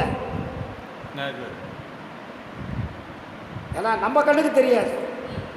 வள்ளலார் வந்து ஒளி தேகமாக தான் இருக்கிறார் வெளியே. மற்றவர்களுக்காக அவருடைய உடம்பை காட்டி கொண்டிருந்தார். அவர் சித்தி பெற்று ஒளி தேகமாகி ரொம்ப நாளாச்சு.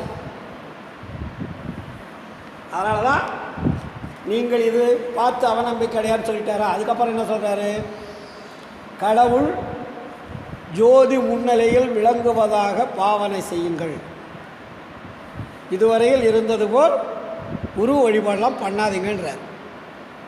நம்ம என்ன புரிஞ்சுக்கணும்ல, அதில் அருட்பெருஞ்சோதி தான் கடவுள் என்பதை அழுத்தமாக ஆன்மாவில் பதிவு வைத்துக் கொள்ளுங்கன்றார்.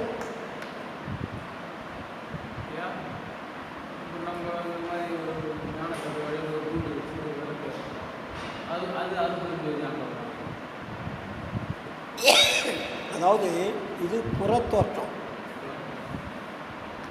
எந்த ஜோதி வீட்டில் வச்சாலும் சரி, வெளியே வச்சாலும் சரி, இது ஒரு அடையாளம், மாடல் தான் அது.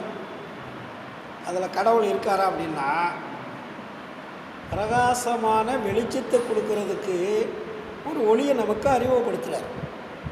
இப்போ ஒரு பொம்மையை வச்சா வெளிச்சம் வருமா? இருள் அடைஞ்சு போச்சு, லைட் ஆஃப் ஆயிடுச்சு. அப்போ ஒரு விளக்கு இருந்தால் வெளிச்சம் கிடைக்கும்.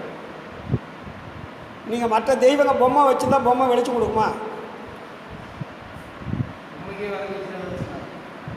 அப்போது ஒளி, அதுக்கு உதாரணம் ஐயா என்ன சொல்கிறாரு, இந்த உடம்பு என்பது அகல் உள்ள வச்சுருக்கீங்களா, அதுக்கு அடையாளம் என்னென்னா, இந்த உடம்பு என்பது அகலாகவும், மண் ரத்தம், எண்ணெய் என்பது இரத்தமாகவும், திரி என்பது சுக்கிலமாகவும், பிரகாசம் என்பது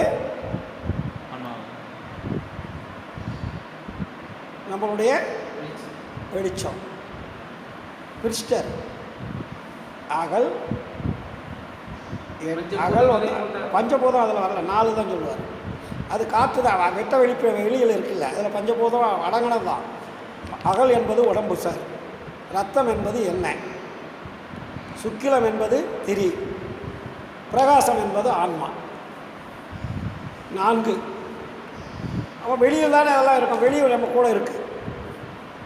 வெட்ட வெளி பூரா வெளியின்னு பேர். வெளி இல்லை என்றால் எதுவுமே இயங்காது. வெளி இருந்தால் தானே இயங்கும். இந்த வெளி இல்லைன்னா நம்ம உட்கார முடியாதில்லை. அப்போ நம்ம என்ன தெரிஞ்சுக்கணும், இறைவனை இடைவிடாது தொடர்பு கொள்வதற்கு நம்ம பழகிக்கணும். அதுக்கு பழக்கம் வராததுக்கு என்ன சொல்கிறாரு, அகத்தில் இருக்கக்கூடிய ஆன்மாவை தொடர்பு கொள்ள வேண்டும்னார். இது புறம், இது ஒரு மாடல். எப்படி ஒரு எக்ஸாம் வச்சா ஒரு மாடல் வைக்கிறோம்ல, மாடலை பார்த்து நம்ம உண்மையை உணர்ந்துக்கணும். அப்போ நம்ம உடம்புக்குள்ளே என்ன இருக்குது, ஆன்மா இருக்குது. ஆன்மாவை மறைத்து கொண்டிருப்பதுதான் திரைகள். நீ கடவுள் போய் எப்படி மறைக்கிற, கடவுளுக்கு போய் திரையை போட்டு வச்சுருக்கிறீங்க. நம்மளுடைய அஞ்சான திரைகளாகிய நம்மளுடைய ஆன்மாவை மறைத்து கொண்டு இருக்கிறது. அதுதான் ஜாதி சமய மதங்களுடைய பழக்க வழக்கங்கள், நம்மளுடைய வினைப்பயன் எல்லாம் திரைகளாக வந்திருக்கு. அப்போ அந்த திரைகளை நீக்கிறதுக்கு நம்ம என்ன பண்ணுறதா சன்மார்க்கம் சொல்லுது. 2 வழி. ஒன்று ஜீவகாருண்யம், இன்னொன்று விசாரம். விசாரம் என்றால் என்ன, உண்மையை தெரிந்து கொள்வதற்கு இடைவிடாது இறைவனை தொடர்பு கொள்ளணும். அதுதான் மனதை சிற்சபையின் கண் செலுத்துங்கன்னார்ல, நம்முடைய மனதை சிற்சபையின் கண் செலுத்தணும். ஆன்மா இருக்கிற இடத்துக்கு பேர் சிற்சபை. அதெல்லாம் ஏமாத்துற வேலை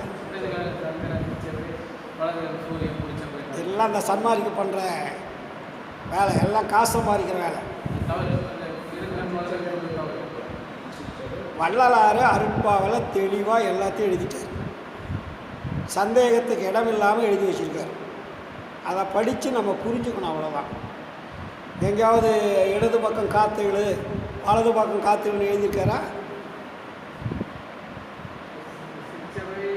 நீங்கள் ஒழுக்கத்தோடு இருந்தால் எல்லாமே தானாக கைகூடும். அதுக்கு பேர் தான் ஜீவகாருண்ய ஒழுக்கம். அதில் 4 பிரிவு. இந்திரிய ஒழுக்கம் ஃபஸ்ட்டு. வள்ளலார் சொன்ன இந்திரிய ஒழுக்கத்தை முதல் கடைப்பிடிக்கணும். கண்ணு, காது, மூக்கு, வாய், மெய் என்று சொல்லக்கூடிய 5 புலன்கள். ஐம்புலன்களை வந்து கரெக்டாக நம்ம பாதுகாக்கிறோமா? எதை பார்க்கணுமோ அதை தான் இந்த கண்ணு பார்க்கணும். நம்ம கண்டதெல்லாம் பார்க்குறோம்ல. காது எதை கேட்கணுமோ அதை தான் கேட்கணும். ஊரில் இருக்கிற பிரச்சனையெல்லாம் கேட்டுக்கிட்டு உட்காந்துருக்கோம். சுவாசம், மூக்கில் காற்று கரெக்டாக போகணும். காற்றுல 4 வகை காற்று இருக்கின்றார். விஷக்காற்று, பூதக்காற்று, உஷ்ணக்காற்று, அமுதக்காற்று. நீங்கள் ஒழுக்கமாக இருந்தீங்கன்னா தான் அமுதக்காற்று போகும் உள்ளம். ஒழுக்கம் இல்லைங்கன்னா பூதக்காற்று, விஷக்காற்று, உஷ்ணக்காற்று தான் போகும். அதை ஃபில்டர் பண்ணி மறுபடியும் உள்ளே அனுப்புகிறாரு. ஆன்மாவை போய் சுற்றி தான் காற்று உள்ளே போகும். நீங்கள் சுவாசிக்கிற காற்று நேரடியாக உள்ளே போகுதுன்னு பார்த்தீங்களா? போகாது. போனீங்க தெரியும், செத்து விடுவீங்க. மூக்கில் சுவாசிக்கிறது காற்று 2 பிரிவாக பிரிந்து வலது இடமாகவும் இடது வடமாகவும் போய் ஆன்மாவை ஒரு சுற்றிட்டு தான் உள்ளே அனுப்பும். உள்ளே போகிறது பிராணவாயு, வெளியே வர்றது கரிமல வாயு. விஷக்காற்று வெளியே தள்ளிட்டு அது உள்ளே ஃபில்டர் பண்ணி அந்த உடம்புக்கு வேண்டிய பிராணவாயு மட்டும் எடுத்துக்கும். அது ரெகுலராக நடந்துகிட்ருக்கு. அதனால தான் உடம்பு பூரா சூடு, உஷ்ணம் இருக்கும். சூடு குறைஞ்சாலும் ஆபத்து, உடம்புக்கு சூடு அதிகமானாலும் ஆபத்து. அப்போ சூடு எங்கேருந்து வருது? ஆன்மாவிலேருந்து தான் வருது. நீங்கள் உண்ணக்கூடிய உணவுக்கும் இறப்பை ரோல் ஆகணும். எப்படி ரோல் ஆகும்? மிஷின் அங்கே ரன் பண்ணால் சூடு வேணும். சூடு இல்லைன்னா இறப்பை அரைக்காது இல்லைங்களா? அப்போ இந்த உடம்பு முழுவதும் எத்தனை டிகிரி இருக்கணுன்றாங்க? 96 இதை பாயிண்ட் சொல்லுவாங்க. இதுதான் நார்மல் ஹீட்டு. அதிகமாகக்கூடாது, குறையக்கூடாது. ஆனால் வள்ளலார் என்ன பண்ணுறாரு? கோடி சூரிய பிரகாசத்தினுடைய உஷ்ணத்தை அந்த பாடிக்குள்ளே ஏற்றுறாரு. நம்மளால் ஒரு 100 டிகிரிக்கு மேலே போனாவே ஆபத்து, டாக்டர்கிட்ட ஓடிடுறோம். இந்த உடம்பு கோடி சூரிய பிரகாசத்தினுடைய பவர் வள்ளலார் பண்ணார். அவர் உடம்பு மேலே காற்று படாது, மழை மேலே விழாது. இந்த சூடு அப்படியே அடிச்சிடும். வெயில் அவர் மேலே படாது. ஆகாயம் அவர் உடம்பை பரிசிக்காது. தரையில் அவர் கால் படாது, வடுவு விழாது. அவ்வளோ பெரிய உஷ்ணம். இந்த உஷ்ணம் டெவலப் ஆனால் தான் ஆண்டவர் இங்கே வருவார். அந்த உஷ்ணம் அதிகமாகும் போது தான் தேகம் அருள் தேகமாக மாறும். அதுக்கு பேர் சுத்த உஷ்ணம்னு பேர். சுடுற உஷ்ணம் இல்லை, சுடாத உஷ்ணம். சுற்றி போடுவாங்க. வள்ளலார் பக்கத்தில் யாரும் உட்கார முடியாது, அவரை தொடவும் முடியாது. வள்ளலார் தொட்டு யாராவது பேசியிருக்காங்களான்னு பேச முடியாது. முன்னாடி உட்காந்தாவே மெல்ட் ஆகிடுவாங்க, வாய் பேச முடியாது. அவ்வளோ பெரிய பவரை வைத்துக்கொண்டு கருணையினால் நம்மகிட்டலாம் பேசிகிட்டு இருந்தார். இந்த சித்தை எல்லாம் 64 கோடி சித்துகள் இருக்கின்றார். 600 சித்துக்கள் 64 கோடி. 647 கோடி சித்துகள்ன்றார். தகவலில் வருது இல்லையா? இத்தனை சித்துகளும் கைவரப்பெற்றவர் வள்ளலார். இந்த சித்துப்புறா யாருக்கிட்ட இருக்குன்னா ஆண்டவர்கிட்ட இருக்குது.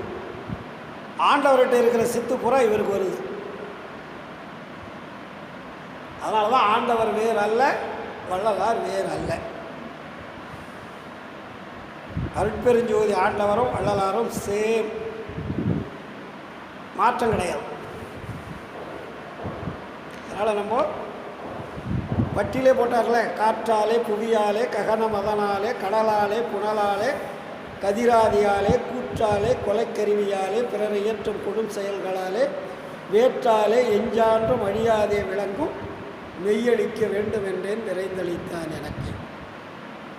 ஏற்றாலே இழிவனை நீ நினையாதீர் உலகில் என் தந்தை அருட்பெருஞ்சோதி இறைவனை சார்வீர். பஞ்சபூதங்களும் ஒரு உடம்பு ஒன்று பண்ணார், கிரகங்களும் ஒன்று பண்ணார்.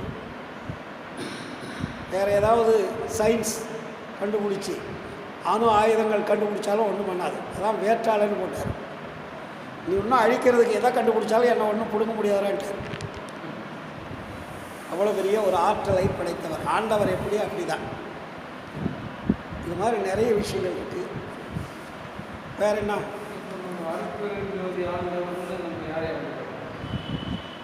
ஒளி தான் வழிபடும்.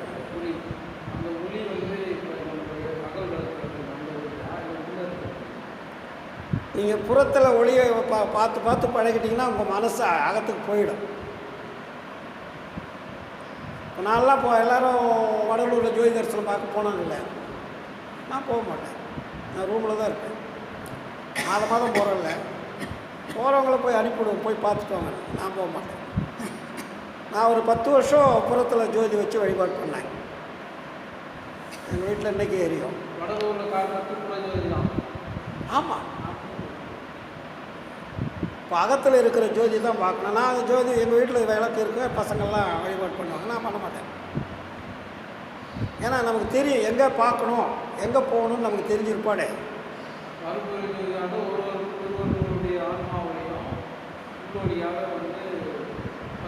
ஆமாம், உள்ளொளி ஓங்கிட உயிரொளி விளங்கிட வெள்ளொளி காட்டிய மெய் அருட்கணல். உங்களுடைய ஆன்மாவை தான் திரைகள் மறைத்து இருக்குது. அப்போ திரைகளை நீக்கிறதுக்கு நீங்கள் எங்கே தொடர்பு வைக்கணும்? ஆன்மாவை தான் தொடர்பு வைக்கணும். ஆன்மாவை தொடர்பு வச்சாதான் அந்த சூட்டில் இந்த திரைகள் நீங்கும். உங்களுடைய மனதுக்கும் ஆன்மாவுக்கும் தொடர்பு வைக்க ஒரு சூடு ஏற்படும். டச்சிங். நீங்கள் ஒன்று தட்டிக்கிட்டே இருங்க, சூடு வரும். அதே மாதிரி உங்களுடைய மனதை கொண்டு போய் ஆன்மாக்கிட்ட டச் பண்ணிக்கிட்டே இருந்தீங்கன்னா அங்கே சூடு ஏறும். இடைவிடாது தொடர்பு கொள்ளணுன்னார் வள்ளலார். நான் மறந்தேன் எனினும் என்னை தான் மறவான் எனது என் நாயகன் என்று ஆடுகின்றேன். இதுவரையில் ஊன் மறந்தேன் உயிர் மறந்தேன் உன்னை மறந்தறியேன். மறந்தால் உயிர் விடுவேன் கணம் தறியேன். ஆணை நும்மானை இதுன்னார். ஒரு செகண்டு கூட மறக்காமல் இருந்தவர் வள்ளலார். ஆன்மாவை நம்ம மறக்கிறோமா? அப்படி இருக்கிறோமா? கணம் அப்படின்னா கண்ணை மூடிடுறதுல பாதி. கணம்னா அரைக்கண்ணு. செட்டிகள்ன்றது இல்லை, சிட்டிகளை பாதி, அது பேர் கணம். அந்த செகண்டில் பாதி கூட நான் ஆண்டவரை மறந்ததில்லைன்னார். ஏன்னா அவருக்கு தெரிஞ்சு போச்சு. ஆமாம், ஒளிதான். ஆன்மா ஒளிதான் சார். நம்ம கண்ணு ஒளிதான், மனமும் ஒளிதான், ஜீவனும் ஒளிதான், ஆன்மாவும் ஒளிதான், கடவுளும் ஒளிதான், அறிவும் ஒளிதான். அறிவுன்றமில்ல, அறிவுக்கு என்ன உருவம் இருக்குது? ஒளிதான் அறிவு. நம்ம அறிவுக்கு போகலன்னா, இந்த காலையில் கூட ஒருத்தர் கேட்டார், சித்தம் என்றால் என்னன்னு கேட்டீங்களா? நம்ம உடம்புக்குள்ள 4 பகுதிகளாக இருக்குது. இந்திரியம், கரணம், ஜீவன், ஆன்மா. சித்தம் எங்கே இருக்குது? கரணங்களில் இருக்குது. இந்திரியம் புறக்கருவிகள், ஐம்புலன்கள். இந்த ஐம்புலன்களை இயக்குவது கண்ணுக்கு தெரியாத ஐம்புலன்கள். இன்னொன்று உள்ளே இருக்குது, இது கண்ணுக்கு தெரிகிறது, ஸ்தூலம். இன்னும் 5 சூட்சம்னு பேர். இது 5 10 இந்திரியங்கள் நம்ம பாடிக்குள்ளே செயல்பட்டு. கண்ணுக்கு தெரிகிறது 5, கண்ணுக்கு தெரியாத 5. அதுக்கடுத்தது கரணங்கள்னு பேர். கரணங்கள் வேலை கொடுத்தாதான் இந்த புறக்கருவிகள் வேலை செய்யும்.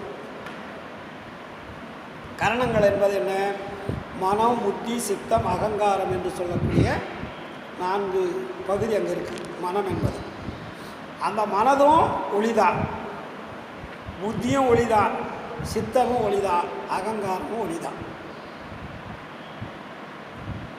இது அப்போது மனம் ஆர்டர் போடுறது தான் நம்ம செயல்பட்டு இருக்கிறோம். மனதை கண்ட்ரோல் பண்ண நமக்கு தெரியல. ஏன்னா மனதை வெளியே நம்ம பழக்க வச்சிட்டோம்.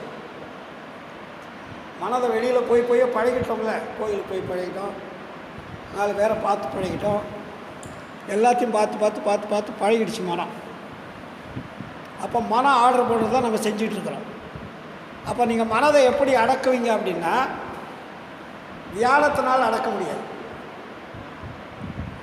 தவத்தினால அடக்க முடியாது, யோகத்தினால அடக்க முடியாது, கருணையினால் மட்டும்தான் அடக்க முடியும். இன்னொன்று, ஆன்மாக்கிட்ட தொடர்பு வச்சாதான் அடங்கும்.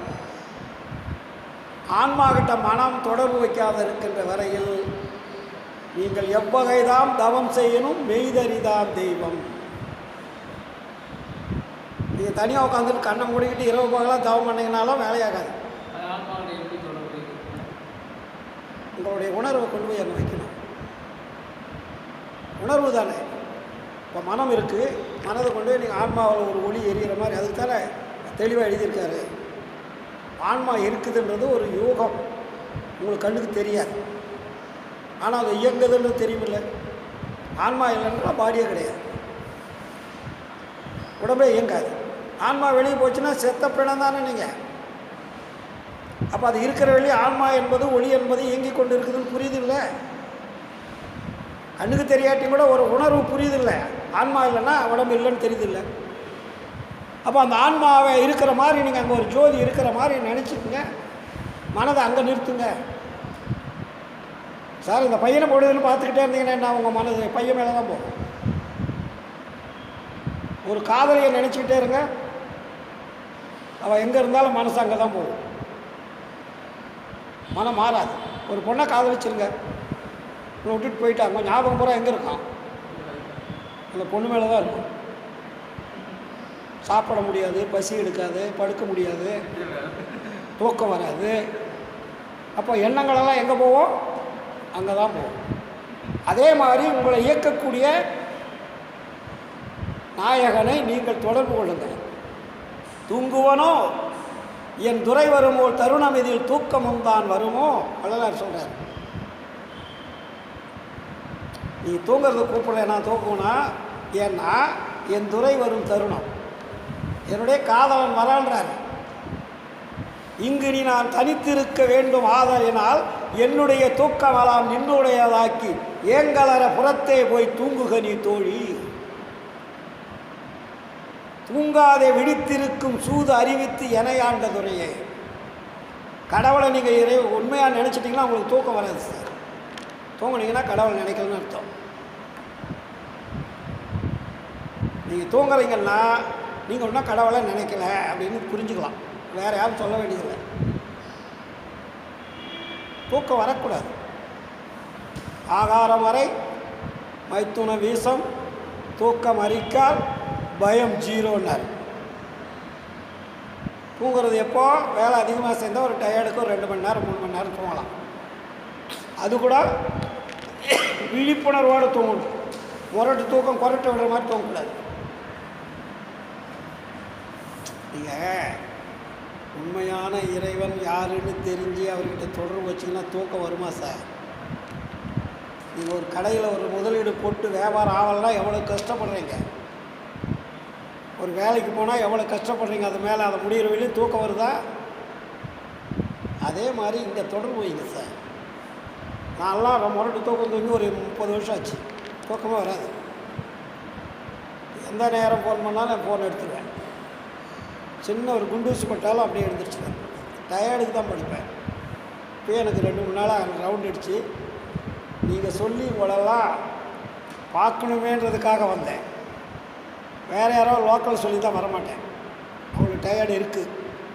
இருந்தாலும் சரி, வெளிநாட்டிலேருந்து வந்திருக்கிறீங்க, உங்கள்கிட்ட பேசணும், பழகணும், உங்களுக்கு ஒரு நல்ல ஒரு வழியை சொல்லணுன்றதுக்கு தான் நான் வந்தேன். எனக்கு டயர்டு தான். அன்றைக்கி ஃபுல் ரெஸ்ட் எடுத்தாலே சரியாக போயிடும். ஆனால் வெளியில் ட்ராவலிங் போயிட்டே வர முடியல. அதனால் நம்ம இது ரொம்ப ஈஸி.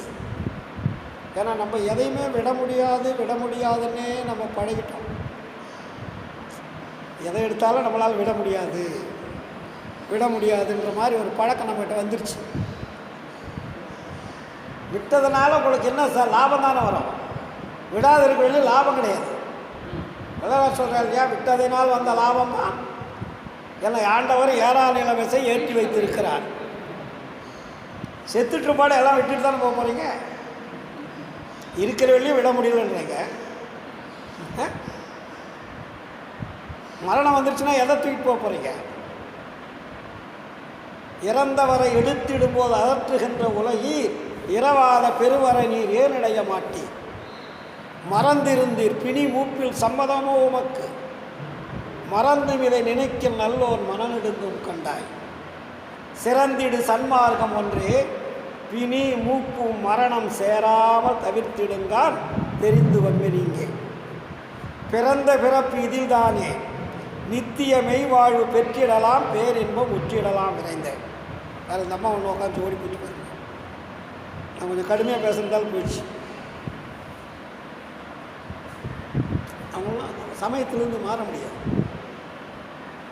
எனக்கு நிறைய எதிர்ப்பு இருக்குது சார். நாடு பூரா ஆதரவு நிறைய இருக்குது. 80% ஆதரவு இருக்கும், 20% எதிர்ப்பு இருக்கும். ஈரோடு கதிர்வேல் எப்போ பார்த்தாலும் சமய மதங்களை திட்டிக்கிட்டே இருக்கிறான். எனக்கு அதில் பயங்கரமான வெறி. சார் வள்ளலார் தெளிவாக சொல்கிறார்ல, எய்வகை சார் மதங்களிலே பொய்வகை சாத்திரங்கள் எடுத்துரைத்தே எமது தெய்வம் என்றே கைவகையை கதறுகின்றீர் தெய்வம் ஒன்றென்றீர். கரிபிடித்த கலகமிட்ட பெரியரிலும் பெரியீர் ஐவகைய பூத உடம்பு அழிந்திடிலேன் புரிவீர். அழிவுடம்பை அழியாமையாக்கும் வகையறியீர். உய்வகையின் தனித்தந்தை வருகின்ற தருணம் இது உண்மை உரைத்தேன் என்ற குருடன் யானையை பிடிச்ச கதை மாதிரி சாமிகளை பிடிச்சிட்டு இருக்கிறீங்கன்னு கேட்குறாரு வள்ளலார். குருடன்கிட்ட ஒரு யானையை கொண்டு கொடுத்தா என்ன சொல்கிறான்? எதை பிடிக்கிறானா அதுதான் யானைன்னு சொல்லுவான். அது மாதிரி நீ எதை சார்ந்திருக்கிறாயோ அதை கடவுள் நினச்சிட்டு இருக்கிற முட்டா பயிர்கள்ன்றார். அறிவே கிடையாதுன்றார். புல் போல்டா சொல்கிறார். தெய்வங்கள் பல சிந்தை செய்வாரும் சேர்கதி பல செப்புகின்றாரும் பொய் வந்த கலைபல புகன்றிடுவாரும் பொய் சமயாதியை வெற்றிகின்றாரும் மெய் வந்த திருவருள் விளக்கம் ஒன்றில்லா வீண்கழிக்கின்றார். எய் வந்த துன்பொழித்து அவர்க்கு அறிவு அருள்வி. அறிவை கொடு. அறிவு யாருக்கு கொடுக்கணும்? அறிவு இல்லாதவனுக்கு தானே கொடுக்கணும். இறைப்பள்ளி எழுப்பிமே இன்பம் தந்தீரே. ஏன் சார் ஒரு கடவுள் நினைக்கிறதுக்கு நமக்கு என்ன சார் தப்பு? கடவுள் ஒருவரே நினைக்கிறதுக்கு இவ்வளோ வேதனைப்படுறாங்க நம்ம மக்கள். அப்படி இந்த சமயவாதவாதிகள் மக்களை மடையர்களாக்கிவிட்டார்கள், முட்டாள்களாக்கிவிட்டார்கள், படுகுழியில் தள்ளிவிட்டார்கள். புரியுதுங்களா? அதை தான் வள்ளலார் தெளிவாக நமக்கு சொல்கிறார். உடம்புக்கு ஏன்னா முட்டாள் பையில உடம்புக்கு 2 உயிர் 3 உயிர்னால் யாராவது நம்புவாங்களா? இந்த உடம்புக்கு எத்தனை உயிர் இருக்குன்னு கேட்டால் என்ன சொல்லுவீங்க? 4 உயிர்னா நம்புவீங்களா? 5 உயிர்னா நம்புவீங்களா? இதைத்தான் வள்ளலார் சொல்லுவார். உருவராகியும் அறிவினராயும் அறிவினராயும் இயலும் ஐவர்களே என்றும் உழல்கின்றீர். இந்த உடலுக்கு உயிர் 2 3 எனலாம். இந்த உடம்புக்குள்ள 2 உயிர் 3 உயிர் 5 உயிர்னு சொன்னால் நம்பிவாடா முட்டா பயிர்கள்னு கேட்குறேன். அப்போ கடவுள் ஒருவரே என்ற நம்பிக்கையாக உனக்கு வரமாட்டேங்குது. இவ்வளோ தூரம் யாருன்னு சொல்லியிருக்கேன், எப்படி எங்கிறாருன்னு சொல்லியிருக்கேன், எங்கிருந்து செயல்படுறான்னு சொல்லியிருக்கேன்.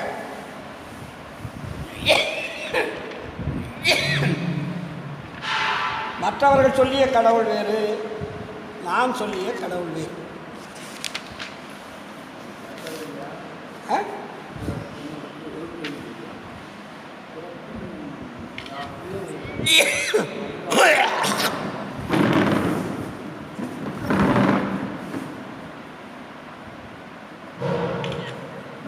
என்ன விஷயம்?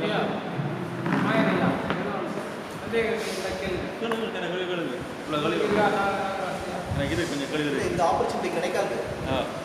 என்னென்ன மனசுல இருக்குதோ தப்பா இருந்தாலும் கேளுங்க, அவர் விளக்கம் கொடுத்துருக்காரு. அதான் பெஸ்ட். நான் என்ன கேட்டுருக்கேன்? யார் கேட்டேன்? எனக்கு இந்தியா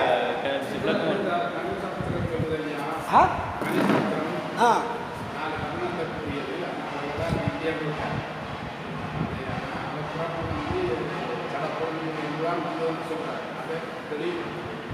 அதாவது வேதம்னா என்ன?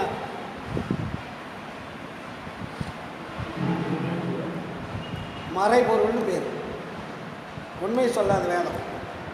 அதெல்லாம் வள்ளலார் சொல்றது, வேதாகமங்கள் என்று வீண்பாதம் ஆடுகின்றீர், வேதாகமத்தின் விளைவறியே சூதாக சொன்னதனால் உண்மை வெளி தோன்ற உரைக்க விலை என்ன பயனோ இவையினர். உண்மை அவன் எவனுமே சொல்லலைன்ட்ட. அதனால் அதில் பின்பற்றுவது தப்பு. அதில் உங்களுக்கு காலம் பத்தாது, சீக்கிரம் செத்து போயிடுவீன்ட்டார். அதெல்லாம் போய் டைமை வேஸ்ட் பண்ணாதீங்கன்ட்டார். ஆகமம் அதே மாதிரி, புராணம் அதே மாதிரி, இதிகாசம் அது மாதிரி, சாத்திரம் அதே மாதிரி, எல்லாமே பொய். பொய்யுரைத்தார் எல்லோரும் புறத்திருக்கின்றார். ஆண்டவரை கூப்பிட்டாரான் வள்ளலாரை. அப்போல்லாம் இந்த பயலுக்கு பொய் சொன்ன பூரா அங்கே தான் இருக்கான். பல ஞானிகள் வள்ளலார் ஆண்டவர் கூப்பிடுறார். அவர் போகிற பாதையில் பொய் சொன்ன ஞானிகள்லாம் உட்காந்துருக்காங்க அங்கே. ஏன்னா அவங்க எல்லைக்கு போக முடியல. உள்ளே வர்றதுனா ஒரு தகுதி வேணும். இல்லை, ஆண்டவருடைய எல்லைக்கு போகிறதுக்கு ஒரு தகுதி வேணும். அது ஒளி தேகமானால் தான் போக முடியும். ஒளி தேகம் இல்லைன்னா போக முடியாது. அப்போ வள்ளலாரும் ஒளி தேகம் ஆகிட்டார். ஆண்டவர் கூப்பிடுறார். கூப்பிடும்போது அவர் போகிறார். போகும்போது எல்லாம் உட்காந்துட்ருக்காங்க. பிரம்மா, விஷ்ணு, சங்கரன், மகேஸ்வரன், சதாசிவன், ருத்திரர்கள், அந்த சாமி, இந்த சாமி, அந்தந்த சாமி கும்பிட்டீங்களோ அத்தனை சாமிகளும் அதை படைத்தவர்களும் எங்கே உட்காந்துருக்காங்க? வெளியில் உட்காந்துருக்காங்க. ஆண்டவருடைய எல்லாம் பிரம்மாண்டம், அது கணக்கில் அடங்காதது. அப்போ அவர் சொல்கிறார் வள்ளலார். ஆண்டவர் வள்ளலார்கிட்ட சொல்கிறார், எப்படி? பொய் பிடித்தார் எல்லோரும் புறத்திருக்க, நான் போய் பொது நடங்கண்டு உலங்களிக்கும் போது மெய் பிடித்தாய் வாழிய நீ, சமரச சன்மார்க்கம் விளங்க விளக்க உலகத்திடையே விளக்குக என்று எனது கைபிடித்தார். நானும் அவர் கால் பிடித்து கொண்டேன். கழித்திடுக, இனி உனை நாம் கைவிடோம் என்று மைபிடித்த விழி உலகர் எல்லோரும் காண மாலையிட்டோம் என்று எனக்கு மாலை அணிந்தாரேன்றார். பொய் பிடிச்சவன் கூட வெளியே உட்காந்துருக்கான். வெளியில் உட்காந்தவங்களாம் மைபிடித்த விழி உலகர்னா என்ன? குரடனுங்கன்றார். விழி அறிவு பூரணமான விழி அல்ல, அறிவு குறைந்த விழிகள்னு பேர் அதுக்கு. மைபிடித்தார். அப்போது வள்ளலார் தெளிவுபடுத்துகிறார். அங்கேயும் இந்த பயல்கள் பூரா அங்கே உட்காந்துட்ருக்காங்க. அப்போது அவங்களுக்கு முன்னாடி கொண்டு போய் ஆட்சியில் உட்கார வச்சு இவருக்கு அரசாட்சியில் 5 வல்லபத்தை கொடுக்குறாரு. இதுங்களா நிறைய பாடல்கள் அனுபவ மாலையில் போயிட்டீங்கன்னா சூப்பராக இருக்கும். ஆணி பொன்னம்பல காட்சியில் அடியை நொறுக்குவார். துன்பாலாம் தீர்ந்தானே நினை சூழ்ந்த அருளொளி நிறைந்த சுத்த சன்மார்க்க நிலை அனுபவம் நினக்கே சுதந்திரமதானது. உலகில் வன்பலாம் நீக்கி நல் வழியலாம் ஆக்கி மெய் வாழலாம் பெற்று மிகவும் மண் உயிரெல்லாம் கழித்திட நினைத்தனை உன் மன நினைப்பின்படிக்க அன்பனி பெருக உலவாது நீடூழி வாழ்க. என்ன கொடுக்குறாரா? அருஜோதியாம் ஆட்சி தந்தோம், உன்னை கைவிடோம் ஆணை நம்மாணை என்ற இன்புற திருவாக்களித்து என் உள்ளே கலந்து இசைவுடன் இருந்த குருவே. என்ன சொல்லணும்? 5 வல்லபத்தை 1874 வாங்கிட்டார் ஐயா. இந்த பசங்க இந்த பக்தி மதம் சமயங்கள்லாம் ஒழிஞ்சிக்கிட்டே இருக்கும். இனி அதெல்லாம் தேராது. பெருங்காய டப்பா மாதிரி பெருங்காயம் காலம் ஆகிட்டாலும் இந்த வாசம் இருக்குல்ல, அப்படி தான் போயிருக்கு. இன்னொரு வருஷத்துக்கு மேலே ஜாதி சாதனமெல்லாம் இருக்கிற இடம் தெரியாது. இதெல்லாம் ஒரு ஜாதி விட்டு ஜாதி பொண்ணு கல்யாணம் பண்ணாங்க, கொலை குத்து நடந்ததில்லை. இப்போ சர்வசாதாரணமாக காதல் கல்யாணம் பண்ணுறாங்க. எந்த அப்பா அம்மாவால் தடுக்க முடியுதா? மாற்றம் வந்துக்கிட்டே இருக்கு. அப்போ ஒரு தொழில் செய்கிறவன் இந்த தொழில் தான் சொல்லிட்டு ஜாதி வச்சான். இப்போ எல்லா தொழிலும் எல்லோரும் செய்ய ஆரம்பிச்சிட்டால. விவசாயம்னா விவசாயம் தான் பண்ணணும். இன்றைக்கி எல்லாருமே எல்லா தொழிலும் செய்கிறான். கக்கூசு வரவன் அப்போது அந்த தாழ்த்தப்பட்டவன் கக்கூசு வரணும். இன்றைக்கி அப்படி இல்லை. இன்றைக்கி சம்பளம் எவ்வளோ சம்பளம் கொடுத்தாலும் ஆள் ரெடியாக இருக்குது, எந்த வேலை கொடுத்தாலும் செய்ய வந்துடுச்சு. தப்பே கிடையாது. நமக்கு வேண்டியது பணம். அதுக்கு க்ளவுஸை போட்டுட்டு எடுத்துகிட்டா தீர்ந்து போச்சு. நம்ம உடம்பே சார் அதை தான் வள்ளலார் சொல்கிறேன், நம்ம உடம்பே ஒரு கக்கூஸ் தானே. நீ உடம்புக்குள்ள 1000 மலத்தை வச்சுக்கிட்டு இருக்கிறீங்களே, அதை தான் வள்ளலார் சொல்கிறாரு. கண்டதெல்லாம் அனித்தியமே, கேட்டதெல்லாம் பழுதே, கற்றதெல்லாம் பொய்யே, நீர் கழித்ததெல்லாம் வீணே, உண்டதெல்லாம் மலனே. நீங்கள் சாப்பிட்டதெல்லாம் என்ன ஆயிடுச்சு? போ கீழே இறங்கிடும். உட்கொண்டதெல்லாம் குறையே, உலகிய நீர் இதுவரையில் உண்மை அறிந்தினரே. பரவாயில்ல. வென்றதினால் என் இனி நீர் சமரச சன்மார்க்க மெய்நெறியை கடைபிடித்து மெய்ப்பொருள் நன்புணர்ந்து எந்தகு சிற்றம்பலத்தை என் தந்தை அருள் அடைவின் இரவாத வரம் பெறலாம், இன்பம் பெறலாம். என்ன சொல்லணும்? ஜாதி மதமெல்லாம் போய் ரொம்ப நாள் ஆச்சு தெரியுங்களா? ஜாதியெல்லாம் இல்லாத இடத்துக்கு போயிடும். இன்னும் கொஞ்ச நாளில் பாருங்கள். ஐயா ஒரு கேள்வி வேண்டாம். வேதாமொழியாக இருந்தவர் அவள் என்னத்துக்காக 6ஆம் திருமுறையை வழிபடையில யார் யார் வேதாமொழியாக இருந்தவர்களோ. அப்போ ஐயா இந்த காலப்போது கனகாலத்து பிறகு தான் அந்த 6ஆம் திருமுறையை வெளியிடணும். என்னத்துக்காண்டி 6ஆம் திருமுறையை இவர் வேதாயுத முதலியார் வெளியிடையில என்ன காரணம்? வள்ளலார் வெளியிட வேண்டான்ட்டார். அப்படியோ?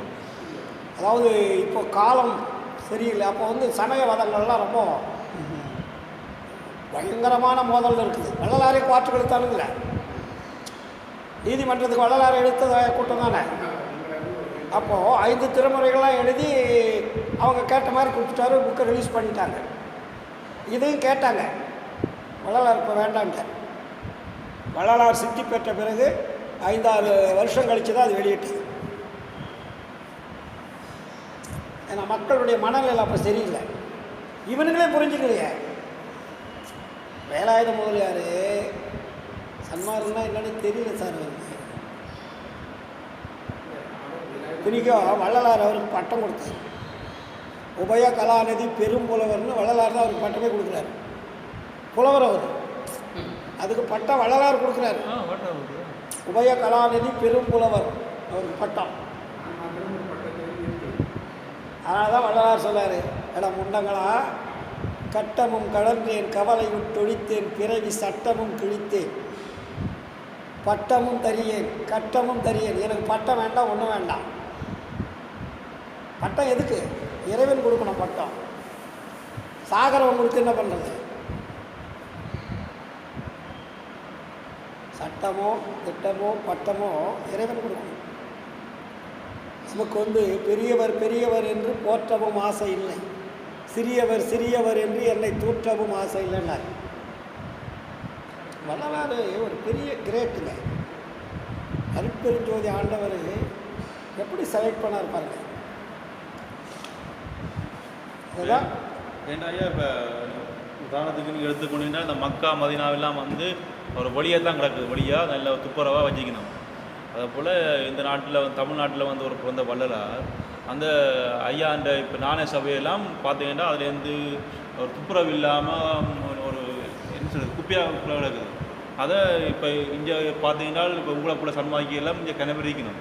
அதை என்னதுக்காக நீங்கள் அதை உங்களை சொல்லல மற்ற சன்மாதிகள் அதை எடுத்து செல்லக்கூடாதுன்னு சொல்லி இப்படி தான் வச்சுக்கணுமா, இல்லாட்டி இதை மக்களுக்கு வழி கொடுக்கக்கூடாதுன்னு வச்சுக்கணுமா? என்னதுக்கு என்ன அடிப்படையில் அப்படி வச்சுக்கணும்? முதல்ல வந்து நான் 40 வருஷத்துக்கு முன்னாடி போகும்போது ரொம்ப மோசமான இடமா இருந்தது. இப்போ இருந்த இடம் இல்லை. அந்த ரோட்டில் உங்களால் பார்க்க முடியாது. முன்னாடி இப்போ ரோடு எவ்வளோ அழகாக இருக்குல்ல. அப்போ 2 பக்கமும் நெருங்கி குப்பையும் கூலமாக ரோடே வந்து ரொம்ப மோசமாக இருக்கும். அதே மாதிரி சித்திவிளாகத்திலிருந்து இது வடலூர்லேருந்து மேட்டுக்குப்பம் கருங்குழி சித்திவிளாகம் போகிறதுக்கெல்லாம் கரடு முரடான பாதை, காட்டுப்பாதை தான். இப்போ ரோடு இருக்குல்ல, அப்போல்லாம் ரோடு கிடையாது. நடந்து தான் போவோம். நாங்கள் மருதூருக்கு 15 கிலோமீட்டர் நடந்து தான் போவோம். ஆமாம், நாங்கள் போகும்போது பஸ்லாம் கிடையாது. ஏன்னா அப்போ வந்து வள்ளலாருடைய கொள்கை மக்களுக்கு சரியான முறையில் புரியல. புரியல. அந்த ஏரியாவில் இருக்கிற மக்களும் வள்ளலாரை பற்றி புரிஞ்சுக்கல. வள்ளலாருக்கு இடம் கொடுத்துட்டாங்க அவர் மேலே இந்த அன்புனால. ஆனால் அதை எப்படி வச்சிருக்கணும்னு யாருக்கும் தெரியல. நான் போய் கொஞ்சம் நஞ்சம் போராட்டம் நான் பண்ணவும் கிடையாது. நீங்கள் சொன்னீங்க ஐயர் அந்த புறப்பை பூட்டி போடு தர்மசாலையில் போய் உள்ளே பூந்து ரகலை பண்ணுவேன். கட்டி போட்டு சண்டைலாம் போடுறது. அங்கே உள்ளெல்லாம் வந்து இப்போ கட்டின தர்மசாலை முன்னாடி கிடையாது. நான் போகும்போது ஒழுவும். அது மழை பெஞ்சா ஒழுவும், வெயில் பெஞ்சா உள்ள வெயில் வரும். அப்படி இருந்தது. காலங்கள் மாறுது. இப்போ புரிஞ்சுக்கிட்டாங்க. இனி நடக்கும். அதுக்கு முன்னாடியெல்லாம் இப்போ கக்கூசே கிடையாது. அந்த காலத்தில் காட்டுக்கு தான் போகணும். தண்ணி கிடையாது குடிக்கிறதுக்கு. தர்மசாலையில் இருக்கிற தண்ணி உள்ளே போனால் அவன் திட்டுவான். ஞான சபையில் இருக்கிற கிணறு அதில் தான் குடிப்பாங்க. தண்ணி எங்கேயும் இருக்காது குடிக்கிறது. இன்றைக்கி மக்கள் எவ்வளோ தெளிவாக இருக்காங்க. இப்போ பரிசுத்தம் பண்ணுற அளவுக்கு வந்துட்டாங்க. இன்றைக்கி அதுக்கு ஒரு யூனிட் ஃபார்ம் பண்ணியிருக்காங்க. ரெண்டாவது இப்போ உங்களை மாதிரி இருக்கிற நண்பர்கள்லாம் கேள்வி மேலே கேள்வி கேட்டு நிறைய சர்வீஸ்க்கு ஆள் வந்துருச்சு. இப்போ நம்ம போகிற அன்றைக்கி பூசம். அதனால்